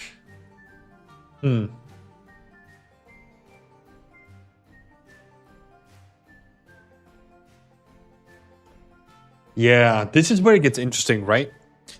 So if we zoom out, and I know that you send me specifically your game art assets, right? But I can guarantee you that people are going to do exactly the thing that I just did and look at your entire work catalog. And the immediate effect of what I'm seeing is a lack of focus. And I mean that from the hireability perspective, as in, if I am going to hire you to work for a game studio, are you then going to be bored by only doing games because you have so many different interests, right? And there's so many people that have a specific game art portfolio that are going to be in the running with you, that it makes it way easier to get those people hired than it is someone coming from like a generalistic background, right?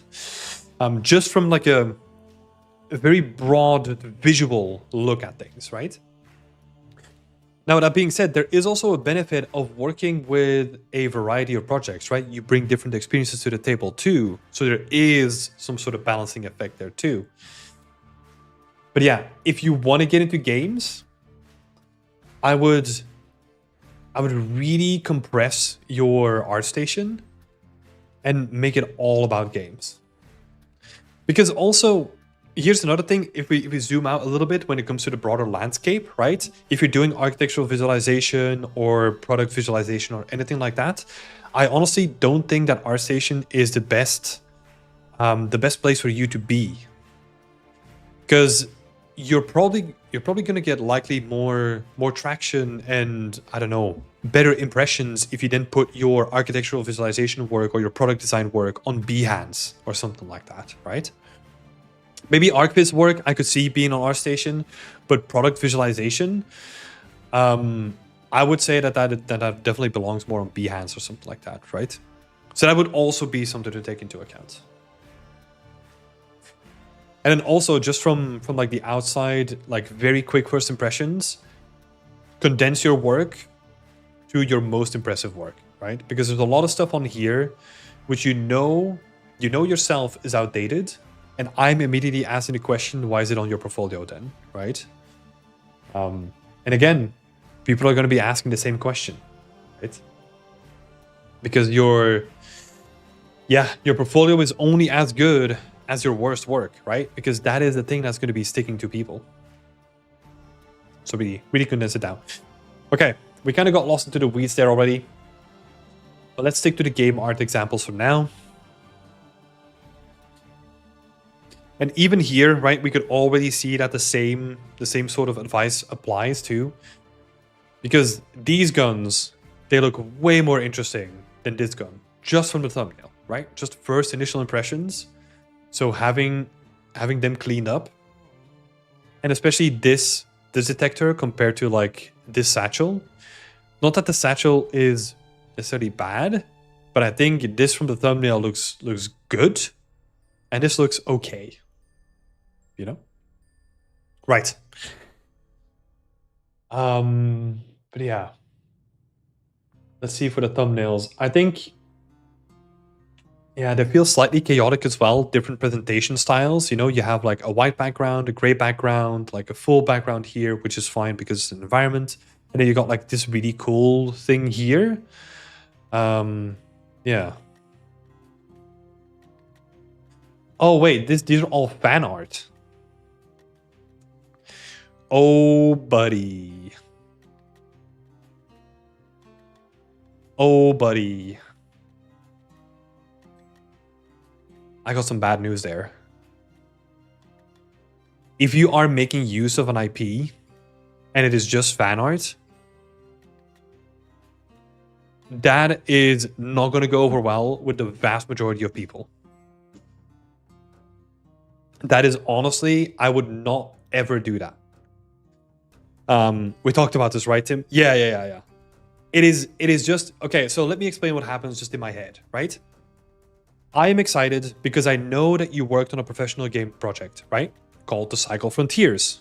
Made by, God, what are they called again? Like a company in Berlin. Fuck, I even visited their studios like ages back. God, I can't remember the name. Anyway. Jaeger, that's it. Thanks, Will. A shish, exactly the same thing. I thought it was professional work. That's the big issue, right? If you use a logo for a company, I get excited because I think it was a professional work, and then you hover over it and it's fan art, you just lied to me. And this, even if this looks really nice, I now have a sour taste because I thought it was professional work, but it's not. So I would never do that. That might honestly cost you a lot of points, especially in my opinion. And I think a lot of people feel the same. Because then it's like, okay, you are trying to pretend that you worked on a big portfolio, like a big professional production, right? And then you like try to scribble away with like fan art. That is, yeah. Like Will saying, it should be very clear in the thumbnail that it's fan art, right? So have like, if you do this, the Cycle Frontier, make the logo a bit smaller, have fan art above it, that's fine. But don't only use the, yeah, don't only use the logo. God. Yeah. And it's, here's the thing, like you can do the work, right? Because just having a look at like the thumbnail and the way that this looks, the work looks pretty solid, you know? But it's just, it gets soured by this whole thing. Right, let's move on. Let me have a look at some of the older work. So from when is this? 5 years.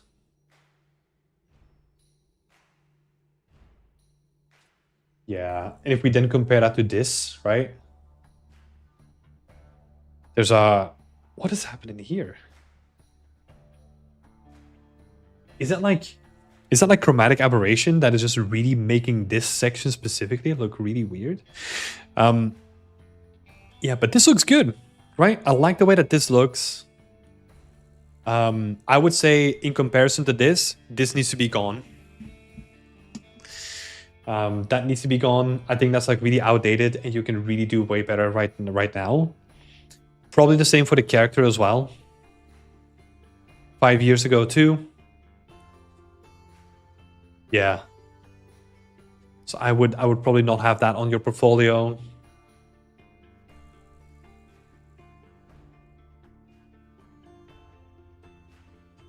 This is cute, right? But if you start looking into like all the details, it kind of starts falling a little bit flat. That's also because, again, it's 6 years old, right? It doesn't really have like any breakdowns or anything that I can look at. I mean, it has, okay. I wouldn't count this as a breakdown, right? Because you have like the Marmoset viewer and you can kind of go into here and say like, oh, give me the wireframe and stuff, which is like, yeah, that's way too dense for no reason. But then again, think about like how people are going to look at your portfolio, right? This is old work, so I'm going to be quick about this. A person is going to spend like a couple of seconds maximum on these presentations, right? On these art pieces. If you're then expecting them to click on something and wait and then click again on like a wireframe, you're wasting a bunch of time. No one's going to do that. Just straight up.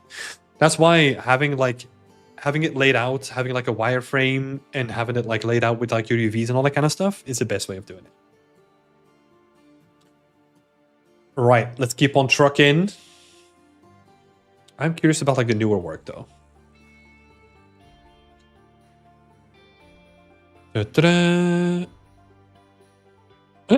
Rendered in Unreal Engine 5 and in Cycles. Okay. Oh, I see. It's a comparison between the two shots, I guess.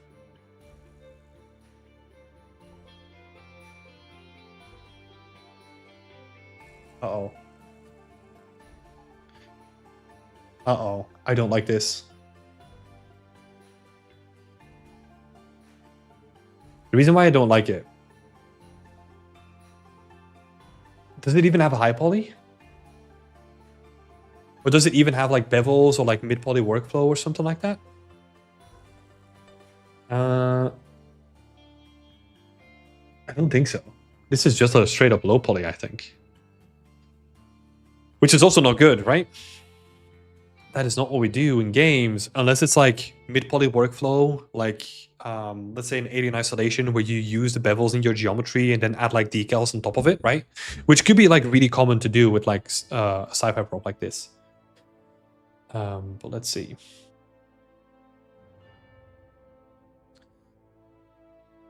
Yeah.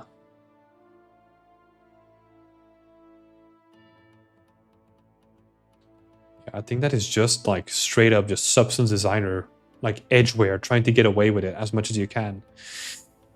Yeah. That is unfortunately not how that works.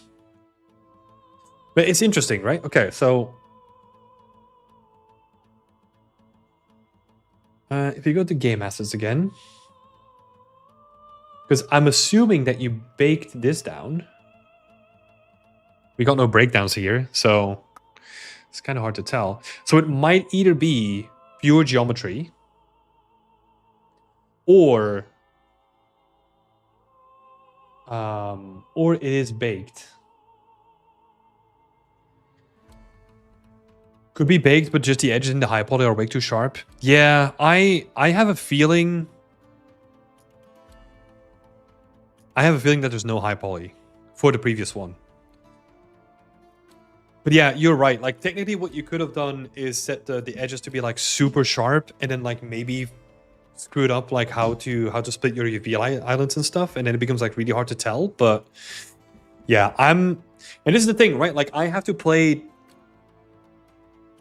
everything from a recruiter perspective where I'm gonna assume the worst, right? And that's what I'm gonna do, like 100%, because I cannot run the risk of hiring you and then having to then teach you how to do a high poly bake, right? I want to hire someone who can already do that. So it is always easier for a company, or it makes more sense for a company to just assume the worst, and then hire based on that, right? From when was this, by the way? 2 years ago. Okay. So that it becomes really interesting to see. Okay, low poly. Hold on, what's happening here?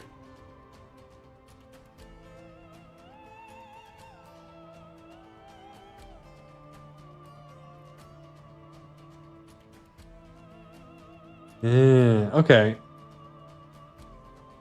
So there is a high poly being baked because you can see here, if you watch this edge, right, you can see a little bit of normal map information coming in, but it's just like, I think, first of all, I think the splitting of the UV lines or something like that is wrong, because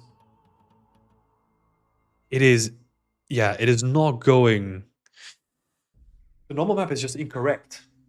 So there's something happening there where, first of all, the bevel isn't big enough to make it like really nice and rounded, and it's actually, if you look at what it's doing, right, it's actually accentuating the hard edges of the model even more than it was,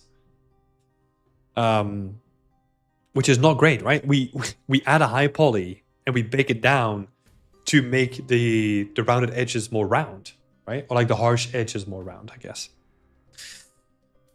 2 years ago as well. So I'm going to assume that the way that you did this is also going to be the way that you did the gas pump, and then potentially also the pilot chair.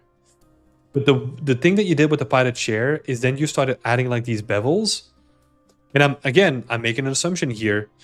I think that you started adding those bevels in because you couldn't figure out like how to bake a high poly down onto a low poly, right? And I know that this sounds rude. This sounds really direct, but I am vocalizing what probably a lot of people are thinking when they look at your portfolio, right? So, yeah. I am curious because how did you do this one then? 2 months ago. We don't have breakdowns, which kind of sucks. That sucks. That would be cool to see, because what I'm seeing here,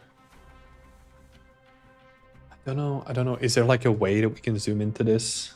The chromatic aberration is not making it easy to look at things like this.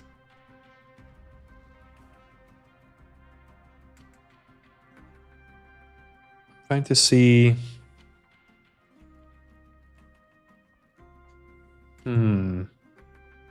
Can we see an edge?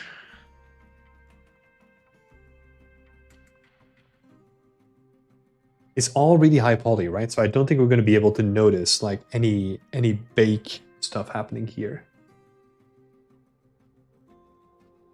Because even this is really smooth, right? When it comes to like the pure wireframe. So the scanner seems to have proper bakes, maybe a bit sharp edges, but has AO and like some normal details that look big. Yeah, well, that's the thing, right? A lot of sharp probably when you get that close. Yeah, what I was trying to identify is if there was like a proper normal bake done, or if this is just like bevels, right? Because I still might have the idea that this is just like bevels in geometry. That's why I was zooming in, because this still feels like a lot of geometry for like a bevel, right? So then I have to assume that this is all just like geometry. I don't know. That's where my gut feeling goes to anyway. That's interesting.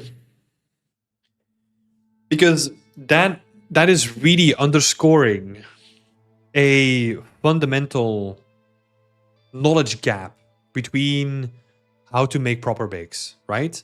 And if you want to make assets like these for game art, you need to know how to bake, right? That is like one of the fundamental things that you need to be able to do. Because I feel like what you've done is you just started adding more geometry because you struggled to get the bakes, and that's how we got to this point. Yeah. And that is highlighting a bigger issue, right? Because that means that fundamentally, compared to where you are in the job market, it makes you highly unlikely to get hired for a proper game art position, right? Yeah. For props like this, would you add bevels to the low poly rather than just baking it? Which prop are we talking about? Because that was a while ago, Shish. Was that for the seat? Because for this, if you're going, for example, with the scanner, right, or the detector, this is something that you definitely want to do in like game art. And if you want to, well, this is what you want to do with like high poly to low poly baking and just make it look as low poly as possible. And then also share the wireframe and all that kind of stuff, right? So that you can really showcase like, hey, I know how to make something really low poly and then add details through the baking process, right? So this is interesting. So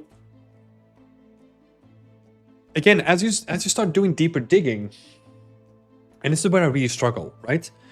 Because that means that this section called game assets is just fundamentally misunderstood when it comes to the application of game assets. Huh. Yeah, you did the baking in Marmoset tool bag. Let's have a look at this guy, right?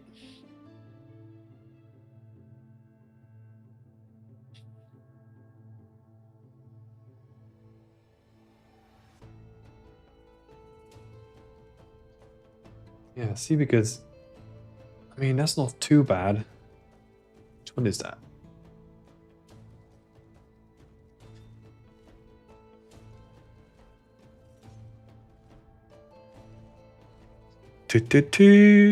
What could be a good thing to look at here?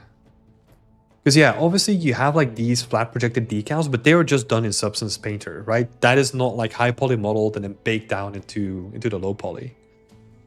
And there's still like really dense areas like these.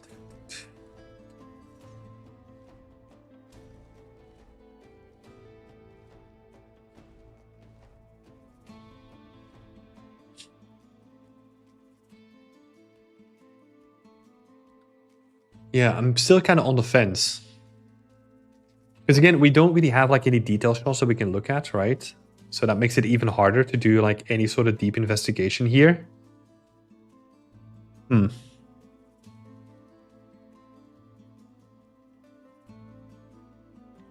Because this one might actually just be... Yeah, there is definitely stuff being baked down, but I'm wondering... Because I know that there's baking that happens, right? At this point.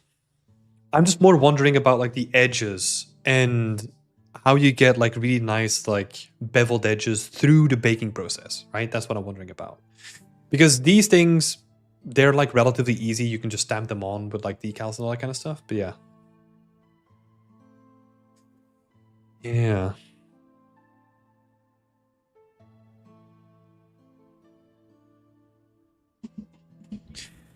I think you can check the normal maps in Sketchfab viewer. That is true. That is very true.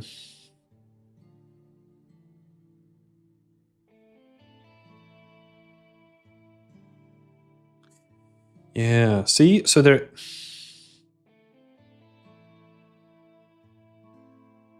I mean, it's going to be really hard to view on this one. So let's pick... That doesn't have a viewer. All right, I feel like we're getting really hung up on this point, but let me just check like one last thing, right?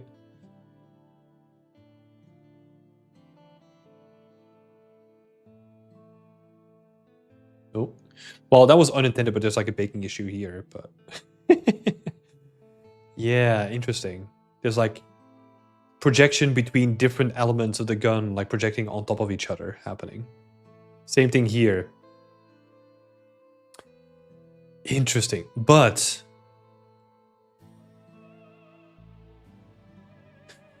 That is interesting. So, okay, so this hints to me that there's a high poly that's being projected on this, which means that this is a high poly, like, bolt, right, that you modeled yourself. So there is a high poly available for this. So I think, okay, so I think there is baking that happens, but there's still like a lot of issues and maybe still like struggling with how to really get like really clean bakes. Right, so that seems to be like a bigger issue that's happening here. Okay, I feel like I've spent too much time talking about that, right? So let's encapsulate that point. What I'm feeling right now is that I'm really unsure if you can do game art to like a high quality degree that is needed for a AAA studio, right? That is what I'm feeling right now. It is very easy to disprove that single notion by having more breakdowns of, let's say, this project. If you showcase me the wireframe, the normal maps, like the high poly and the low poly, all the textures, like if you just lay it all out for this single asset, that can help a lot with getting rid of those questions that I have right now, right? So I would definitely do that. That's why breakdowns are good in terms of a showcase. Like, hey, I can make pretty things, but I can also make them really functional for game art too, right? And we need to make that happen. My previous point still stands. There's still a lot out here that can be cut out. Don't do the fan art without like having fan art on top of it. All that kind of stuff. Let's dive into some of the environment art stuff, right? I'm curious. And then we'll jump into some final thoughts. Modular mid-poly assets. Okay, so we're not doing bakes on these guys, which makes sense. I'm not really against that. That makes sense as a workflow. Then you go to small assets. With some of this, I would say like grab the radio and break it down into the wireframe, UVs, textures, all that kind of stuff, right? I think that's going to be really helpful. Usually the general rule is that you pick your most complex asset that you have in your scene and you break that down. And if I know that you can do your most complex asset in your scene, I'm going to assume that you can also do the easier parts too.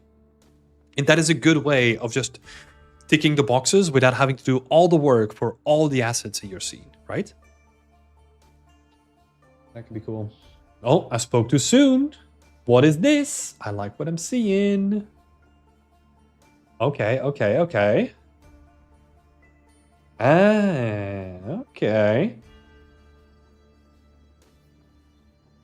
Right, we should have looked at this one earlier. So this is where it gets a little bit interesting. I think some of the edges are still too sharp, right? But I think what I really like is this specific angle here, right? Where, oh, can I not zoom in on these guys? No. Where we can see that this is definitely like baked down, right? Okay, so this is good. This is reassuring, even though like the texture quality is like a little bit basic, right? But it's more about like the full scene, right? And the kitchen instantly strikes me as much higher visual quality compared to everything else. Yeah, exactly. That's the feeling that I'm getting too. And even on the individual assets, right? Maybe the texture quality is not the same as compared to maybe some of the other things, right? Because let's say the texture quality here is much more in depth, right? But that's kind of beside the point, right? Like this is more about the environment rather than the individual prop. But yeah, I agree that this looks really interesting. Little details like the cabinets being like off angle, really cool. Tiny point, kind of missing like, oh well, the hinges are like internal, I guess. I guess you can get away with the hinges being invisible. Let's have a look.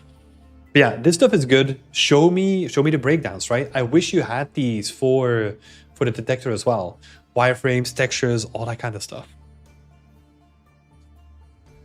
I would honestly remove almost everything else and then the portfolio becomes a lot stronger. I agree, yeah. I was gonna do like a breakdown at the end, right? Just being really like, okay, remove all this stuff. But I do agree that, I mean, I still need to look at like the Echoes of the Empire, right? All the other stuff. Yeah. Yeah, all the other stuff, especially, oh my god, if you just have these two, that is already checking a lot of boxes. And I think even from the get-go, we haven't even looked at this, right? But I feel like the other stuff just waters down the quality of your portfolio a lot. Let's continue. I'm curious.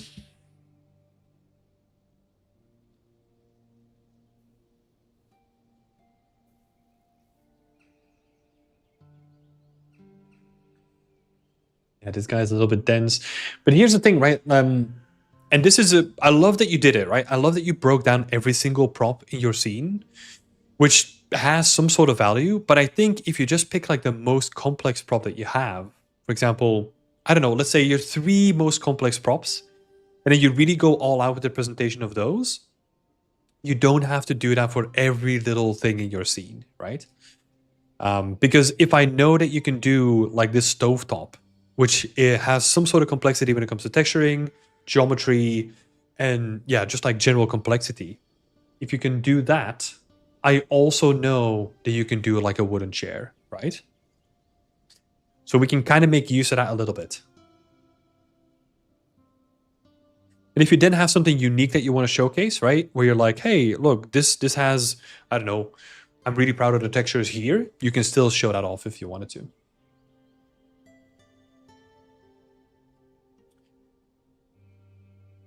Ta-da! Real engine, that's good. Yeah, I mean, this is a really good scene. I like what I'm seeing here. That is cool. Oh, you added that into the texture. Okay, I mean, there's nothing technically wrong with that, right? But what I would have loved to see is you can really make some like interesting stuff by having them separate, and then being more flexible with how you add them onto the freezer, right? Because then you can start peeling them off because they're like separate bits of geometry and all that. That could be cool. And then you could even use them in different places as well. But yeah. Yeah, I think this is a good scene. I think in terms of workflows, using mid poly with high poly baked down assets, and then potentially using like fruits from like an asset library, right? I think there's a good blend of knowing what to use and when to use it. Let me see. I'm curious. I mean, it's a tiny thing. I assume that you just took like all these bits of fruit from... no, did you make them yourself? That's cool. The bread looks really nice though. I like it. Because it doesn't mention anything from like using megascans or something, so... Yeah, I like it. That looks good. That looks good. I approve. Let's have a look at this one then, last. 2 years ago, the assets were provided by another team. Interesting. So this was more...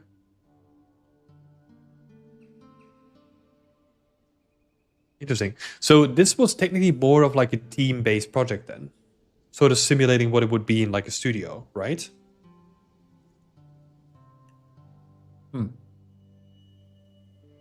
Yeah.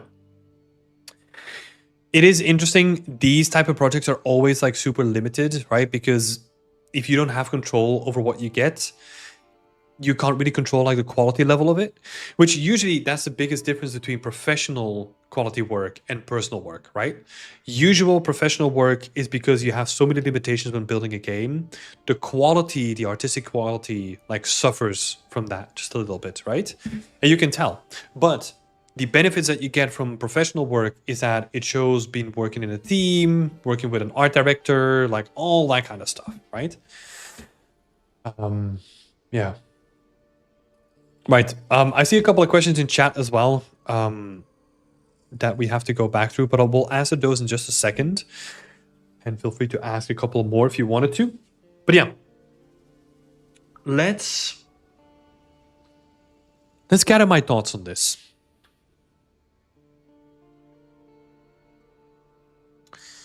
Because it is interesting. What I would say, so if we bring up Epic Pen, we're gonna do some brutal cutting of this portfolio, right?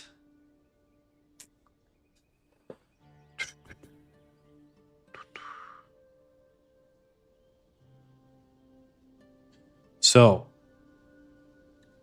all the old work, we're gonna scratch that, right?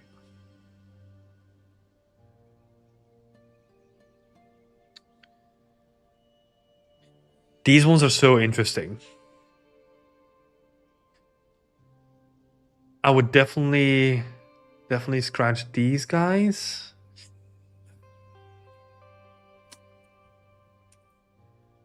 It is just like this one is so much better in quality and presentation and textural detail that like having this either needs to be reworked, or it needs to be removed, right? And usually it's easier to remove something and then just focus on the next thing that you want to be building, right? I would also think about removing this one because honestly, this one is like way stronger in like every aspect. This is really interesting, really high quality compared to this one. Which again, either spend a lot of work like investing into this one by making it better, and that means also having to go back and doing some like remodeling and all that kind of stuff, or just focus on making like version 2.0. Well, not version 2.0. That's probably bad. But making an environment that is showcasing like what you've learned from this and how you would then implement that into the next environment, right? Because that would be cool. With all the Cycle Frontier stuff, the fan art stuff, there are certain elements that I like. I like the presentation of this gun. But then I always have to wonder like how much is coming from me having the perception of it being a professional project. Because if we start looking into the actual production of the weapon, there's a lot to be desired there, right? But yeah. So I'm wondering, God, it's almost as if these could be. I'm struggling with this one. Let's have a look.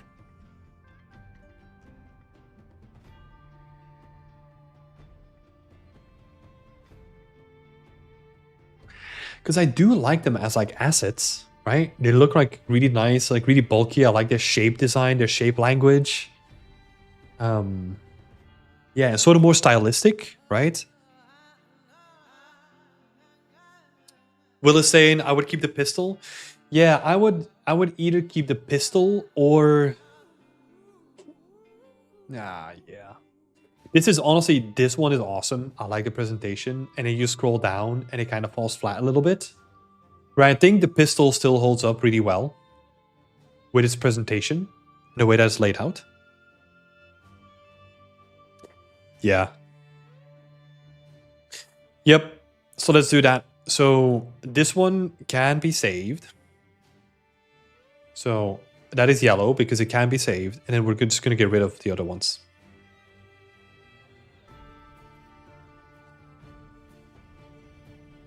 And then, yeah, we need to make sure that that's fan art, right? I'm drawing with a mouse, so this is gonna look horrible. But make sure that that's fan art, right? Can't say that enough, because I don't want to be disappointed by like opening that pistol and then seeing like Cycles of Frontier stamped all over it when it's not even relevant or like not related to the company. That's a huge bummer. What this would mean is if we only have those 3 pieces on your portfolio is way stronger for it, right? I would just focus on those elements, and then you're going to be in like a way better position. Right. Okay. Let's do a little breakdown here. So this is going to be an interesting one. So let me write down some notes first. So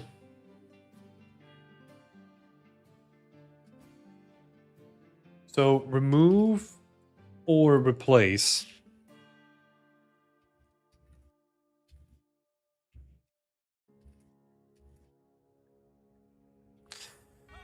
Yeah. Anything that is trying to hide that is fan art, even when it's not intentional, right? You're leaving such a bad taste in everyone's mouth when you're looking at like a hiring manager, right? They're gonna immediately pick up on that, and they're gonna be like, "Ooh, okay, I don't like that," and they're gonna bounce off your portfolio immediately, right?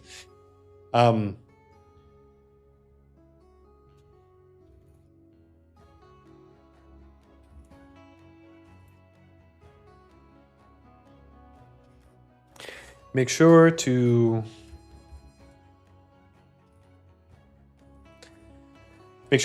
let people know that it's fan art. That's where I would start. That was like the first impression, right? Well, the first impression was really like remove all the work.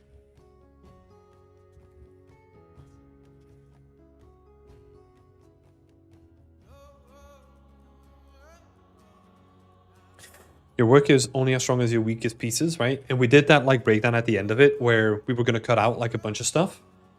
Yeah, really, you have to be on that immediately, because that is hurting you as well. I think the pistol could be kept, and then these last two bits, I want to see more breakdowns, right? Like show me game art. Show me that you can do the bake. Show me that you can do your UV optimization, that you can make really good textures, that you can, all that kind of stuff. Like I'm missing all of it, right? That is super important. Show me game art. Share breakdowns. UVs, poly count, textures, like texture maps, etc. Right? Cool. And then what was the project name again? So the old kitchen project is actually really good. I think you can elaborate on some of the breakdowns, right? Where you can showcase the textures used, the UV mapping, and like all that kind of stuff. But you got like a really solid foundation to just do like a couple of tweaks onto the presentation itself, and that can like elevate it, right?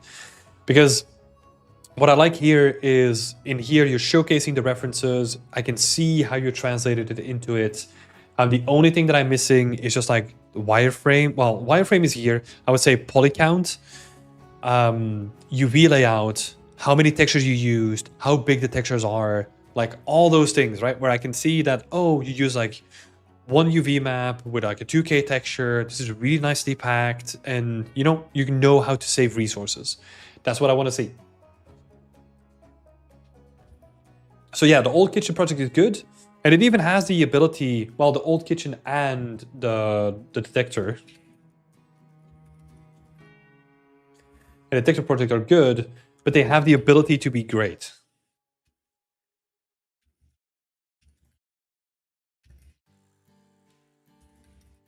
Through breakdowns, through more breakdowns. Yeah. More breakdowns and maybe elaborating on a presentation, because you've got like this beautiful shot here, which is like somewhat obliterated by like this heavy use of chromatic aberration in the middle of the frame, which is weird. It's almost like you did an inverse chromatic aberration, which is interesting. But yeah, I like the presentation here. But yeah, I want to see more. Like, how did you approach it? Like, how was it laid out? The game art stuff, right?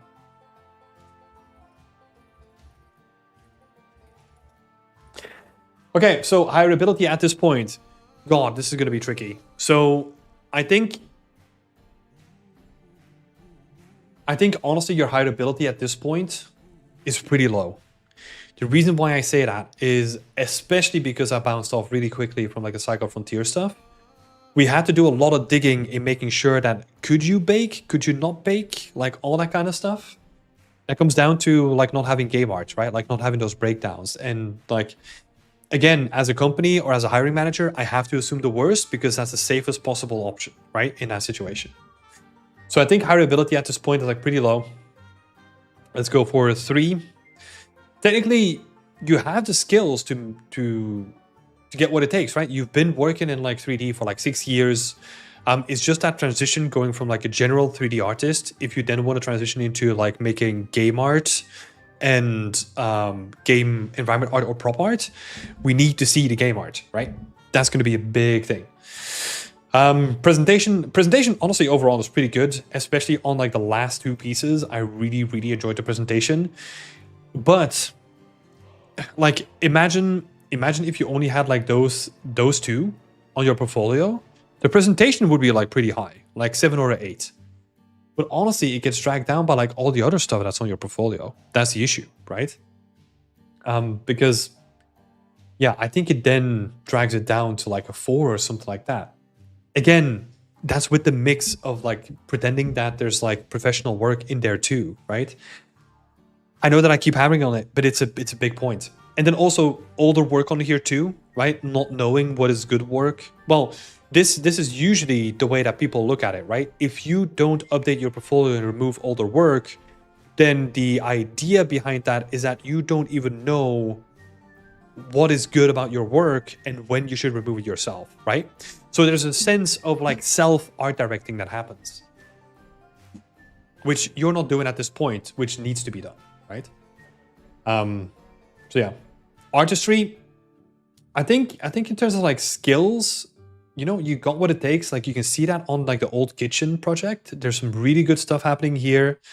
You're doing like these modular kit pieces, mid poly with I'm assuming tidables and all that kind of stuff. But I still need to make a couple of assumptions, right? Because even with the modular kit pieces, I'm asking the question of like, did you split this into tidables? I'm assuming you did, but I don't know for sure, which again could hint at like a fundamental lack of understanding on how to make bigger environment spaces, right? By using tidables and, you know, vertex painting and all that kind of stuff. But yeah, that's not what I'm seeing here. But I think the individual assets look really good, right? Some of the filler stuff, the plates, like pretty basic, but I can oversee that because some of the other stuff looks like really nice. Yeah. But yeah, I think the artistry is pretty good. Can definitely be better. Again, heavily dragged down by like having the older work on there, right? And I'm trying to see through that, but it's very difficult. Techniques. This is where you're gonna lose a lot of points, right? Because there's a lot of questions that I'm still asking.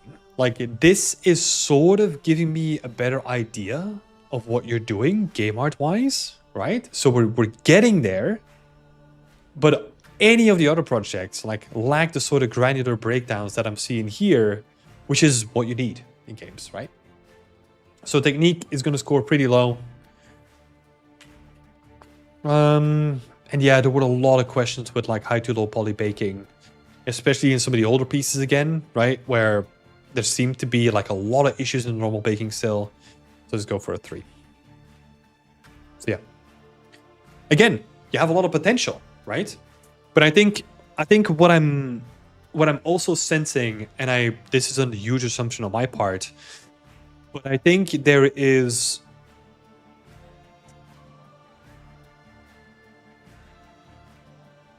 transition from being a generalist 3D artist, which is most of the time what you've done for the past 6 years, going into game art specifically. I think you're still missing like a couple of key bits in the understanding there, like how to do like a proper high to low poly bake, how to present your work as like what is game art, right? I think, and this is difficult, right? It's making that transition from something that you know to like something that is completely unknown and you're trying to get into, which is really hard, right? So I understand that is like a really big struggle point. And I think there might still be like a bunch of gaps in your knowledge there. But yeah. Thank you, Samir. Or Sam. Again, I want to end on a note. A lot of potential. I like what I see in the old kitchen. I like the way that you're texturing, like especially like the last piece, right? You're doing the storytelling presentation. You're adding like a bunch of context here from Chernobyl, Pripyat, and people being displaced and all that kind of stuff. There's some cool stuff going on here. But I want to see game art, right? Game art. Show it to me. Show me all the juicy technical stuff too. Yeah, cool stuff. Thanks, Amir. I appreciate it. And best of luck. If you have any follow-up questions, feel free to let me know. Right. Let's do a bit more yapping. Let's do a bunch of questions, and then I need to go in like half an hour or something like that to go for my next couple of meetings. So we are unfortunately not going to go into the other cool portfolios that we have lined up. So those will be for like next week. Right. Let's go for camera only. Hello, Arvid. Hello, Galazar. Good to see you both. Hope you're doing well.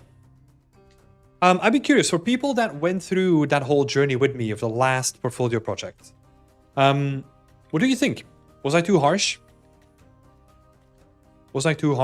Did it all make sense? feel free to let me know.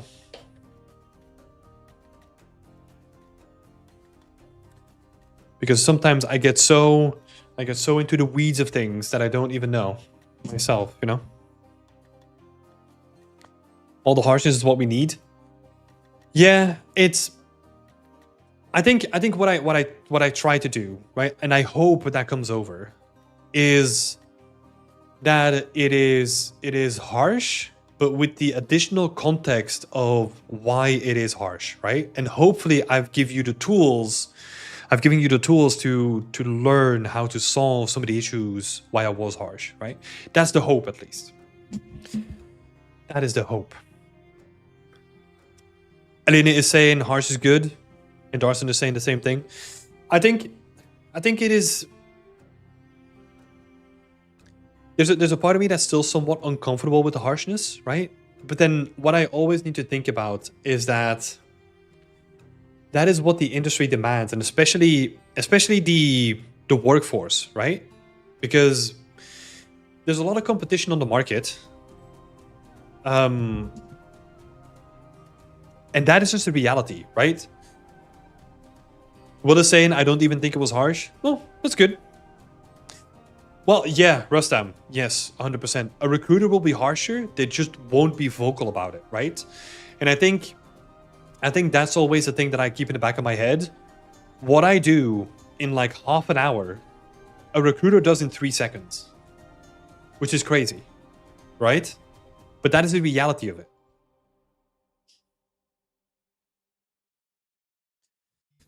Was realistic feedback based on what you need and present your portfolio in the current industry? Yeah, I hope so. I hope so. Yeah. Oh, thanks for helping out as well, Will. I appreciate it.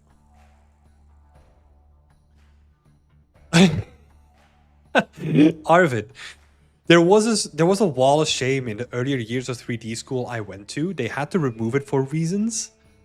Oh my god. Okay. Let me tell you a story.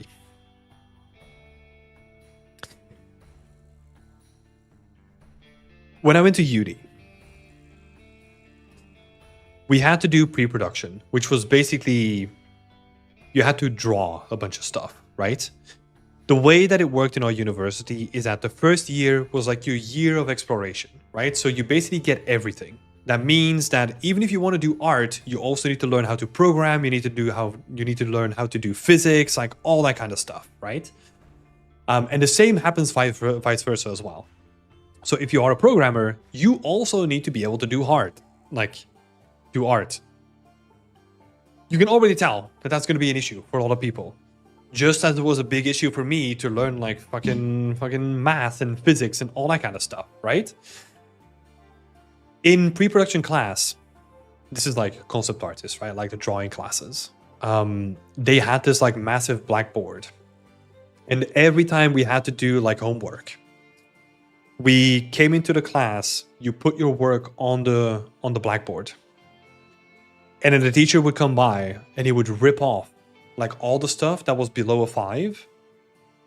And I can't remember, like he would put them in the bin or like put them on the side of the desk or something like that. He would basically just be like, yeah, this is all shit, right? But I think it might have put it in the bin or something like that, if I remember correctly. Then the stuff that was between like 5 and 7, he would put it on the desk. And then anything that was below, like above a 7, like would be on the board still, right? And that was like a weekly routine, right? So whenever you had to deliver something, that was the plan. Just hang it up on the board, and that's it. Will is saying, now, that's harsh. Yeah. And it's interesting, right? Because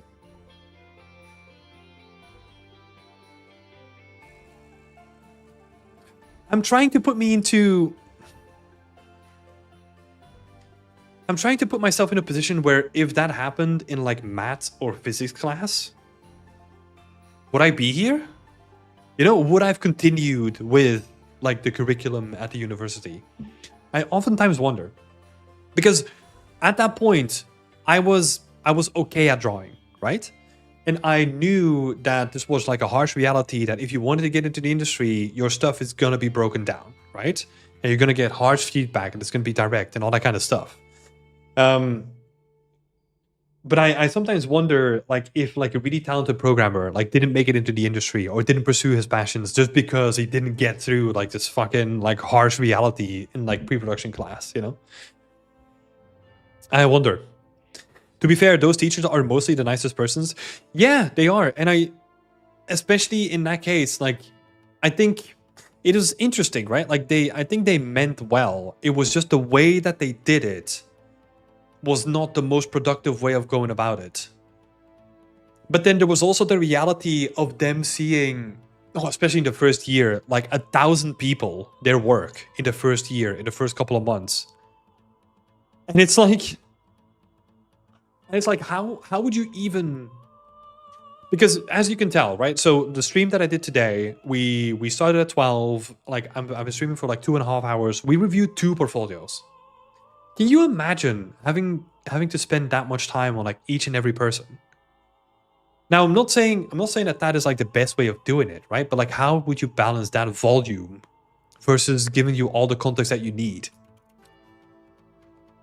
And that's really difficult. It's really difficult. They removed a lot of that in pre-production. Too many people were failing the class. Oh, did you go to the same school that I went to as well, Aline? Because yeah, I can see why a lot of people were failing that class. It was mental. It was mental. There was like, it did push me, right? But I was an artist, right? I can also tell that like a lot of programmers were just like, oh my god, get me out of this shit. I don't want to be doing this. We had people crying out of rooms sometimes, a bit sad, but yeah. Oh my god, yeah. There's okay, now we're going really deep. This was before university. So I went to high school for publication and graphics. So basically what that does is it's preparing you to go into like an ad agency and do all like the ad campaigns and like the visual marketing of it, right? I ran out of like my final year session, like crying, bawling my eyes out because we had to present our work in front of a jury. And I think it was like the best work that I've ever produced. And I had to stand there in front of them and they fucking tore it down like it was nothing. And I remember crying my eyes out, going out of the room, just being like, fuck, I fucked up, you know? Like, this is like my final exercise. This was where I could prove, like, who I am as an artist, right? And it is so interesting what hindsight does. Because I can tell you now... Tell me the name of the teacher who made my Timmy cry. I honestly can't even remember the name. I honestly can't. But... in hindsight, what I was gonna say is that what I thought was hard work back then, oh my god, I was barely putting any time in, right? But it was because I was doing the fuck all like at school anyway, and then whenever I needed to put like any amount of work in, I was just like, oh, well, this is the end of the world because this is the most work that I've ever had to do, right? So in hindsight, it's really interesting to look back at those like moments. Hey, cheers, Will. Thanks for popping in. Thanks for the good advice, buddy. I appreciate it. Protection, he can't say. Yeah. I have signed an NDA. I can't reveal my sources. Arvid is saying a little push is always needed. Educators are here to launch your career and they can't sugarcoat stuff or you can't improve. Yeah, and this is interesting, right? This is what I see a lot in like universities where, I mean, I don't know what the internal mechanisms in universities are, right? But the university that I went to was like pretty harsh in terms of the realities of the industry that you're going into. We started with like 1,000 people and we graduated with 16 people across like 3 majors, right? So this is across like art, production, and like another one, I can't remember.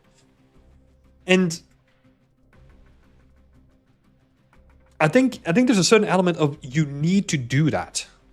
You need to be able to will down the people that are really in it to win it or else you're going to end up with like a bunch of people trying to enter the market and then realizing that they're not ready to enter the market, and then they have to, I don't know, find their own way by like doing mentorships and all that kind of stuff, right?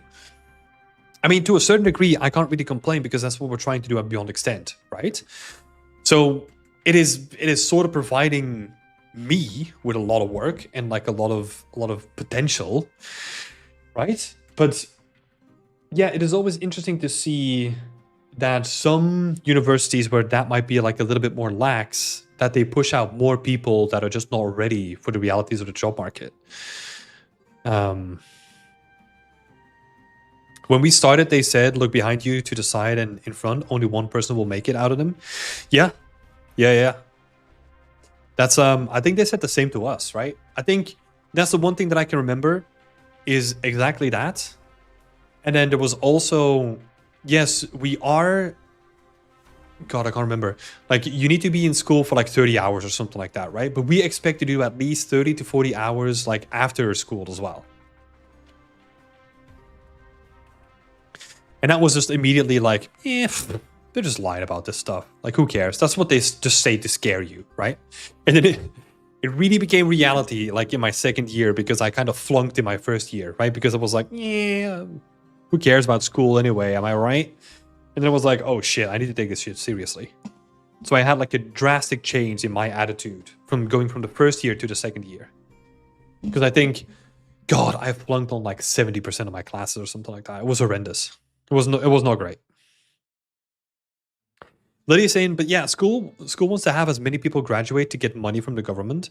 Yeah, I always wonder how that works from a mechanism from the government, right? Because, yeah, I don't know.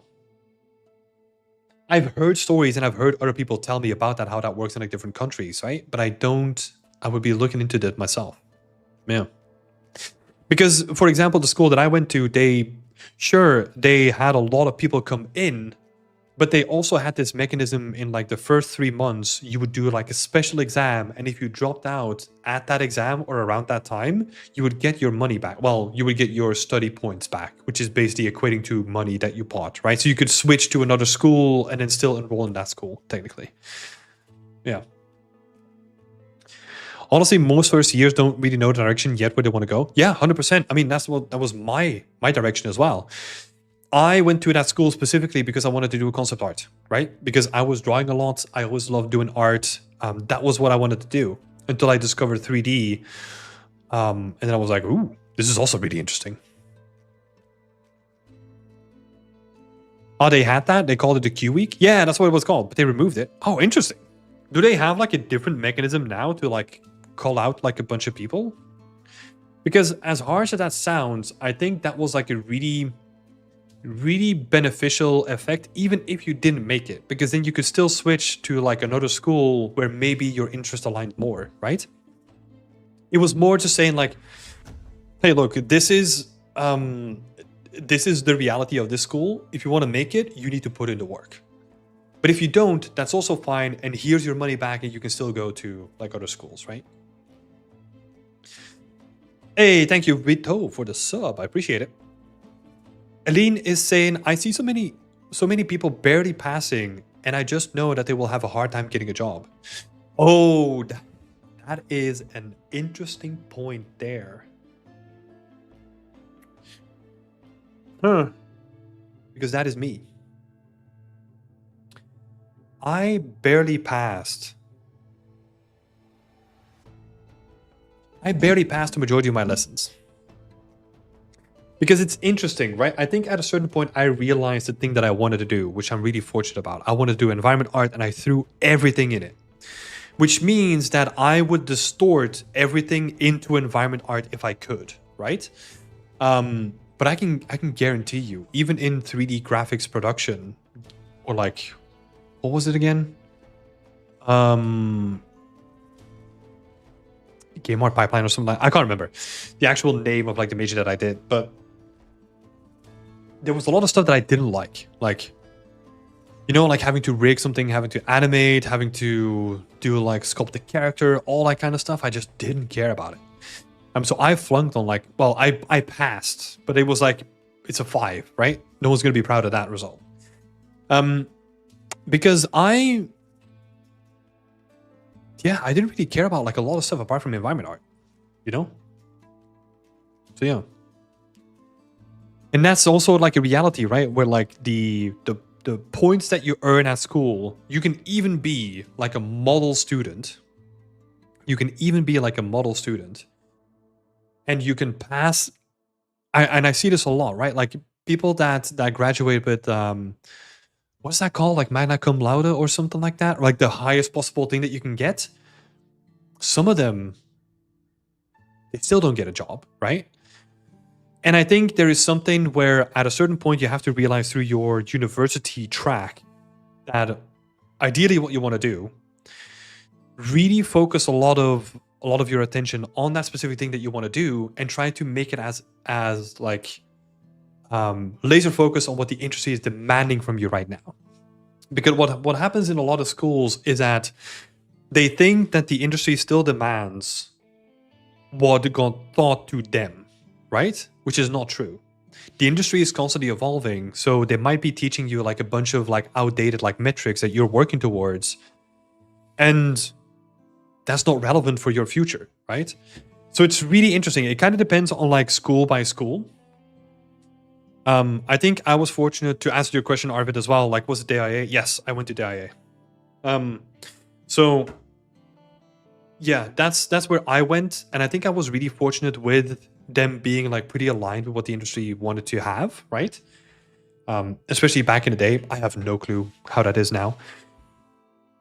I have like a very surface level of that. I mean, I will be joining them soon for like a live stream, because I'm gonna give some feedback, and I don't know if that was a surprise to any of you, but if you're still studying there, but I'm gonna be joining them soon for like a live stream of feedback, which is gonna be cool. But yeah, it is. The topic of university is an interesting one, because it is always the same question, right? Like, you want university to teach you all the skills that you need to do to get into the industry. But if a school just does that by itself, then that's not going to make you a successful person in the industry, which is really weird. It's yeah, you need to add your work on top of it, right? Like your work ethic and where you see yourself and your art and all the time that you put in. It's yeah, there needs to be a combination of the two. You can't overly rely on school, and the school can't really overly rely on you putting in the work, right? Like, there needs to be support from both sides, or like, well, not support, but like intention, I guess. I graduated some years ago. I did their VFX and animation track. A lot has changed already. Oh yeah, I assume so. Like, it's not easy to run a school like that, right? Constantly evolving, constantly moving with the flow of the industry. Oh my gosh, stuff is changing so quickly. You know, my project is in there. Clive will be one of the judges. Hey! That's awesome. I think... God, I'm so bad with names. Let me quickly check, because we got like a reminder email from them. Let me see. I'm curious now. Oh, yeah. Okay. I see. Yeah, I'm really curious to see what the live stream is going to be. I'm looking forward to it. I'm going to do some prep before then. And I'm hopefully going to be sharing a bunch of really cool stuff. We're gonna be joined with another person too. We graduated at the same time, so it's going to be interesting to like kind of catch up. But yeah, I'm honestly looking forward to being more involved within the Belgian games industry again. It is small, and I think it could use some support. I am going to be asking.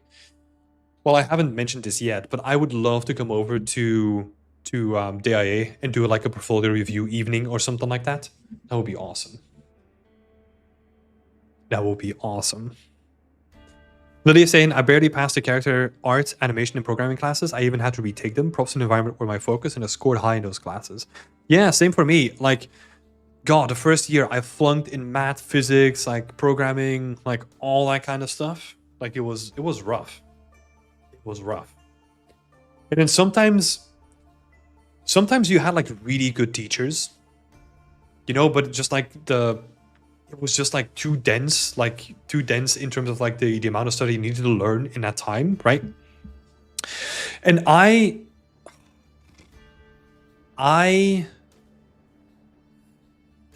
pretty dumb, you know, straight up. Like I went to school. I think I'm savvy, but like when it comes to like mathematical equations and all that kind of stuff, oh my god, I struggled so much with it. Like, give me basic maths and I'm good, right? But as soon as you throw like your letters into like math soup, oh my god, dude, like I don't want to be doing this. Ugh.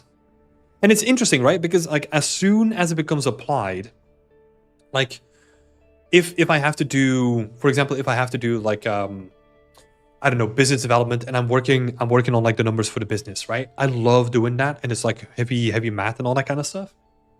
Or even if it's like programming, like light programming, where I have to really think about like that kind of stuff, that's fine. But if you just give me like a blank page and you throw like a bunch of like letters into my number soup, oh my god, I'm lost. When I can't see the end result, I'm just like, what the fuck am I doing?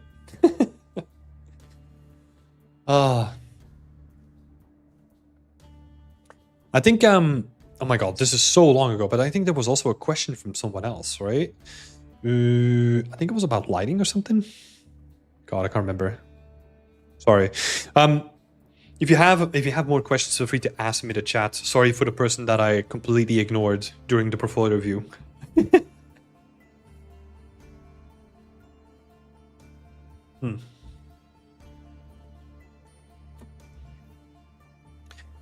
But yeah, universities are so interesting.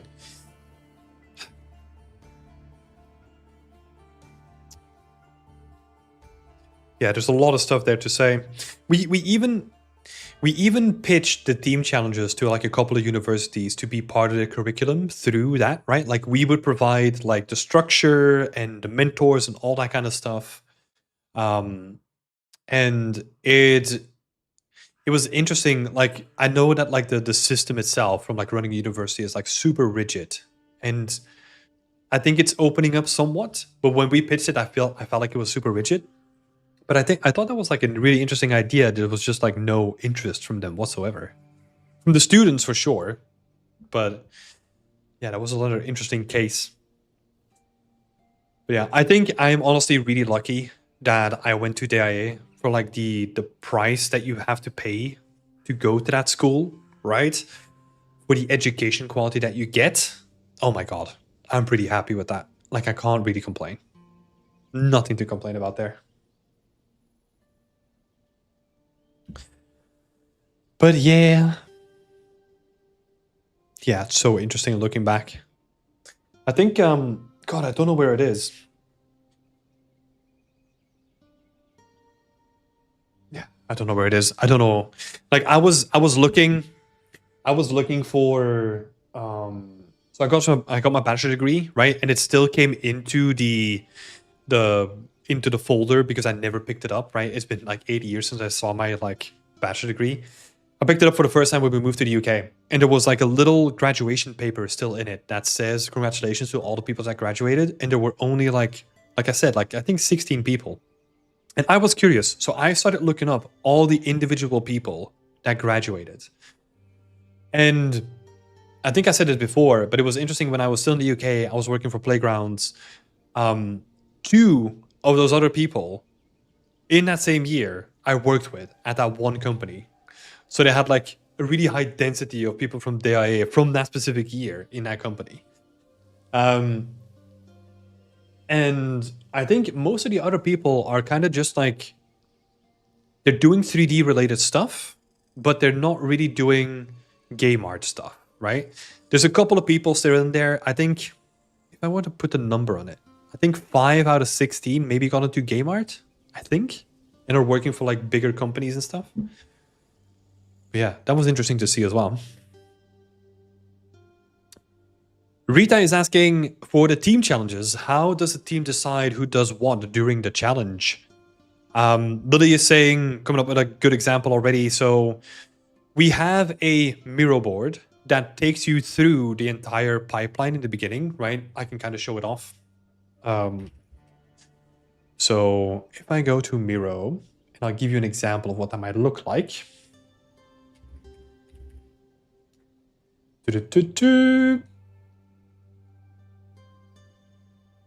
Right. Last thing before I go, so I'll show off like how a team challenge works from the beginning, right? So if we go to main screen, this is like the actual template that we're going to be using for the next team challenge, right? So I'm giving you like a bit of an example. But you can see in the beginning, you get the challenge timeline to kind of stay oriented. You can use to pin like a bunch of stuff on top of. You have like all the rules, project structure, naming conventions, and then you get to meet your team. So this is the meat and potatoes, right? What we want you to do, we go through this. It's a bunch of icebreakers, coming up with a team name, just having fun, lovely, casual conversations. And then coming up with the idea. At the end of that idea is your asset list, right? And that's where you decide like, hey, team number 5, you are really good at this. So you are most likely going to be working on that, right? But it will be decided as a team, right? Like Lily said, you talk about like what everyone wants to learn and improve on and what they're good at, right? So that is our conversation that happened before this point. And then you can decide as like a team what you're going to be working on. So this is an example where like you have your board, right? Which is like your to-do board, and then you have like high priority, medium priority, low priority, and then based on that you can decide like what you're going to be working on, right? So but most of these conversations, they're all team-based, right? So high priority, and by the way, you will have to pitch this to your mentor at the first week, right? So this is basically what you're seeing here, the milestone 1 deliverable. This is going to be your final block out with all your sketches. All of this stuff will be looked at by your mentor, right? So you will then say to them like, hey, look, we've got 4 people, 5 people. This is what we're interested in. So this is what we decided to like split all the tasks of. And then you go through it on an individual basis with your mentor. And then you decide as like a check with them if that is a good plan to go forward, right? I'll give an example of how I run these things. So usually we start out with the initial idea, which is a story, right? Like a 1 or 2 sentence story. Then the concept art that you have to make, which can literally just be like photo bashing or something like that, right? That is this step here. These are some examples of what that can look like. So we look at that. And then we go into your blockouts, right? And then we see how your concept kind of translated into the blockouts. Then from that point, I then start breaking it down by like individual contributions, right? So I'll literally go and ask like, hey, Rita, explain to me what you're going to be focusing on and how you're going to be approaching it, right? And then we'll gradually like break it down. So that's like a very high level overview of how the team challenge works. Thanks, Arvid. Thanks for popping in. It was lovely to have you. And I hope you enjoyed the rest of your weekend. But yeah, there's a lot of stuff in here. A lot of explanations. Yeah, a lot of really cool tools that you can use. And we are also going to share like additional tools with you as we do the challenge, right? So you will have access to your own Discord channel, your own private like voice channel, and also like a bunch of tips that will be happening during. Let me explain that better. Like a bunch of tools that we use to like manage meetings and all that kind of stuff better, right? So yeah. Yeah. Sadly, I missed a portfolio review today. No! There will always be a next one. Next week we will be back. Yeah, just a little overview of how the team challenge is going to work. But I'll give like a broader overview of more of that stuff like tomorrow with the kickoff. So yeah, it's gonna be exciting. But yeah, I feel honestly this is the template that we've used and we keep tweaking it, but we've used it for like, oh my god, so many challenges already. And I think people seem to really enjoy it. Because also like what we also want you to do, and I think sure the the work and the actual outcome of the team challenge is something that you work towards, right? So it's really important. But what we try to put emphasis on is that it is a team challenge, right? So that means that you're gonna talk to other people. You're gonna enjoy their company. You're gonna go through like stressful moments with them too, and you're gonna overcome them together. Like all that kind of stuff. That is a juicy part of a team challenge, right? Yeah, I think that's really fun. Because yeah, it's not only about like the end result, it's also about like the team that you build and the friendships that you make. And yeah, because I love hearing stories where there's certain people that got hired because they were a part of the team challenge, and then another person joined and they thought they would also be a good fit, and like all that kind of stuff happens, right? Usually that stuff is like very invisible to us, right? Because we usually organize a challenge and then it's like, hey, have fun, thanks for participating, and now you're your own thing again, right? But it's fun to hear some of these stories come on. I hope I can finish my current project and join the next challenge next autumn. Seems like a lot of fun. Yeah, it is a lot of fun. It is a lot of fun. Do we get access to a 2D tool such as Photoshop for photo bashing, or should we search up those tools in advance? Yes, my recommendation would be Affinity. Affinity is free now, so that would be my go-to for like a 2D tool. But you don't necessarily need to do that for the photo bashing, right? When I talk about like very crude photo bashing, you could even just do that in Miro. You don't need anything fancy. You can literally just do that in Miro if you wanted to. Do you get challenge addicts who keep joining every time? Yes. We do have a lot of people who are building up like a quite significant streak of challenges, which is really cool to see, you know? Let me see if we can find some people, right? So...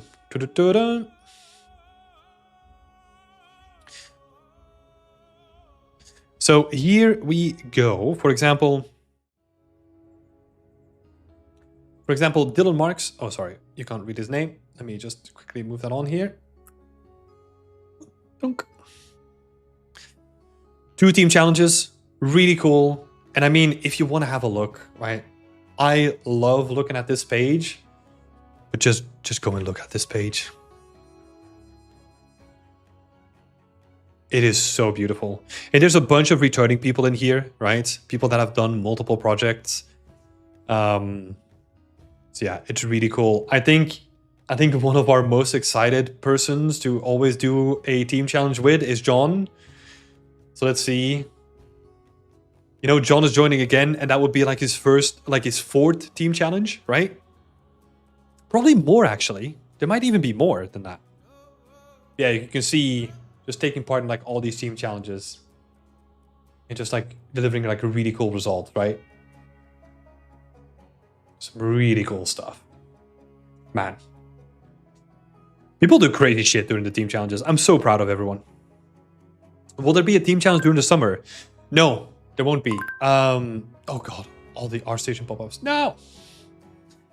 No, we usually host one during March. So like roughly this time period, right? And then at the end of the year, that's when we do another one. What are you looking forward to the most from the team members? Good communication. Honestly, like that is the thing that I always want. I just want people to just be like happy that they get to be together.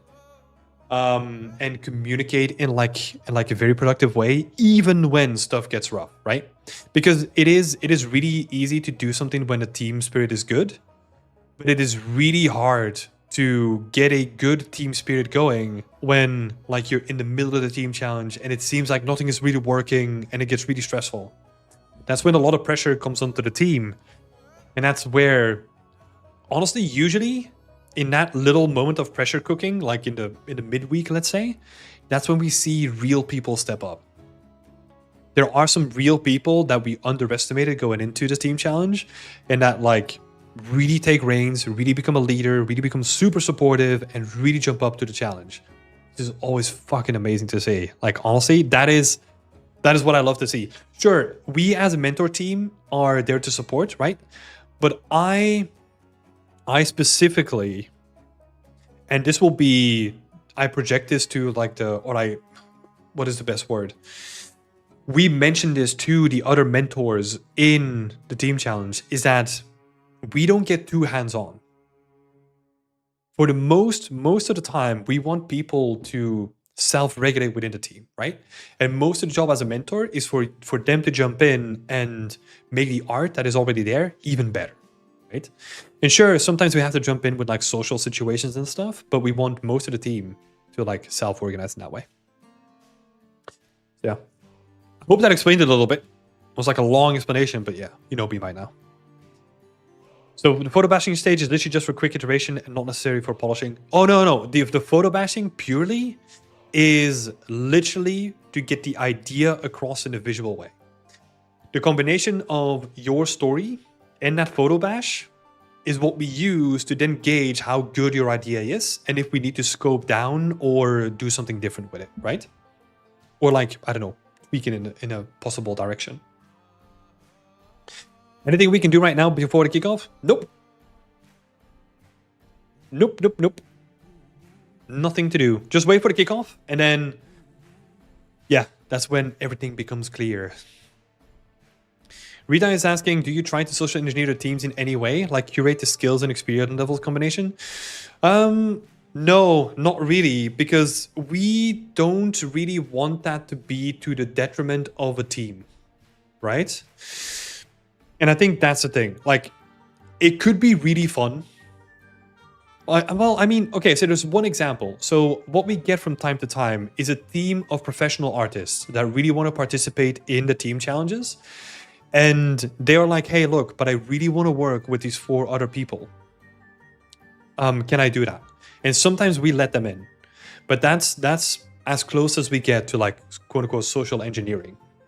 And it's interesting to see that because they are professionals, they have a lot of other responsibilities, and most of those teams do not make it through the challenge. Interestingly enough.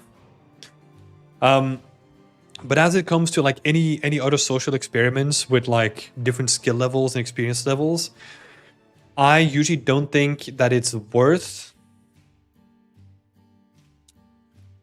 sacrificing the potential outcome of a team to get some additional data, if that makes sense. Because it would be interesting to put a team with juniors like together, for example, right? But that is not the goal of the challenge, right? The challenge is that we can put juniors and intermediates together with people that are higher skilled so that they can learn from sort of being in a pressure cooker from more experienced people, right? That's what we want to do. Even though it would be fun as a very data-driven person to a certain degree. It would be fun. All right, we see a bunch of people coming in. That means that I need to go. Which is weird, but like, hey, Fairmora, hey, Generic Man, and hey, McVal. Unfortunately, I do have to pop out because I do have a meeting. So yeah, it was lovely having a chat with all of you. It was lovely going through some of portfolio reviews and then also talking to some of the good questions. I always appreciate the conversation. So yeah, thank you so much. I wish you all a nice weekend, and then we'll see each other next week, Wednesday. Bye-bye. Oh, well, no, what am I saying? Not next week, Wednesday. We're seeing each other tomorrow. It's a freaking kickoff. Even though that wouldn't be live here, but we're doing like a massive kickoff thing in Discord. So I guess we'll see you there. Jesus.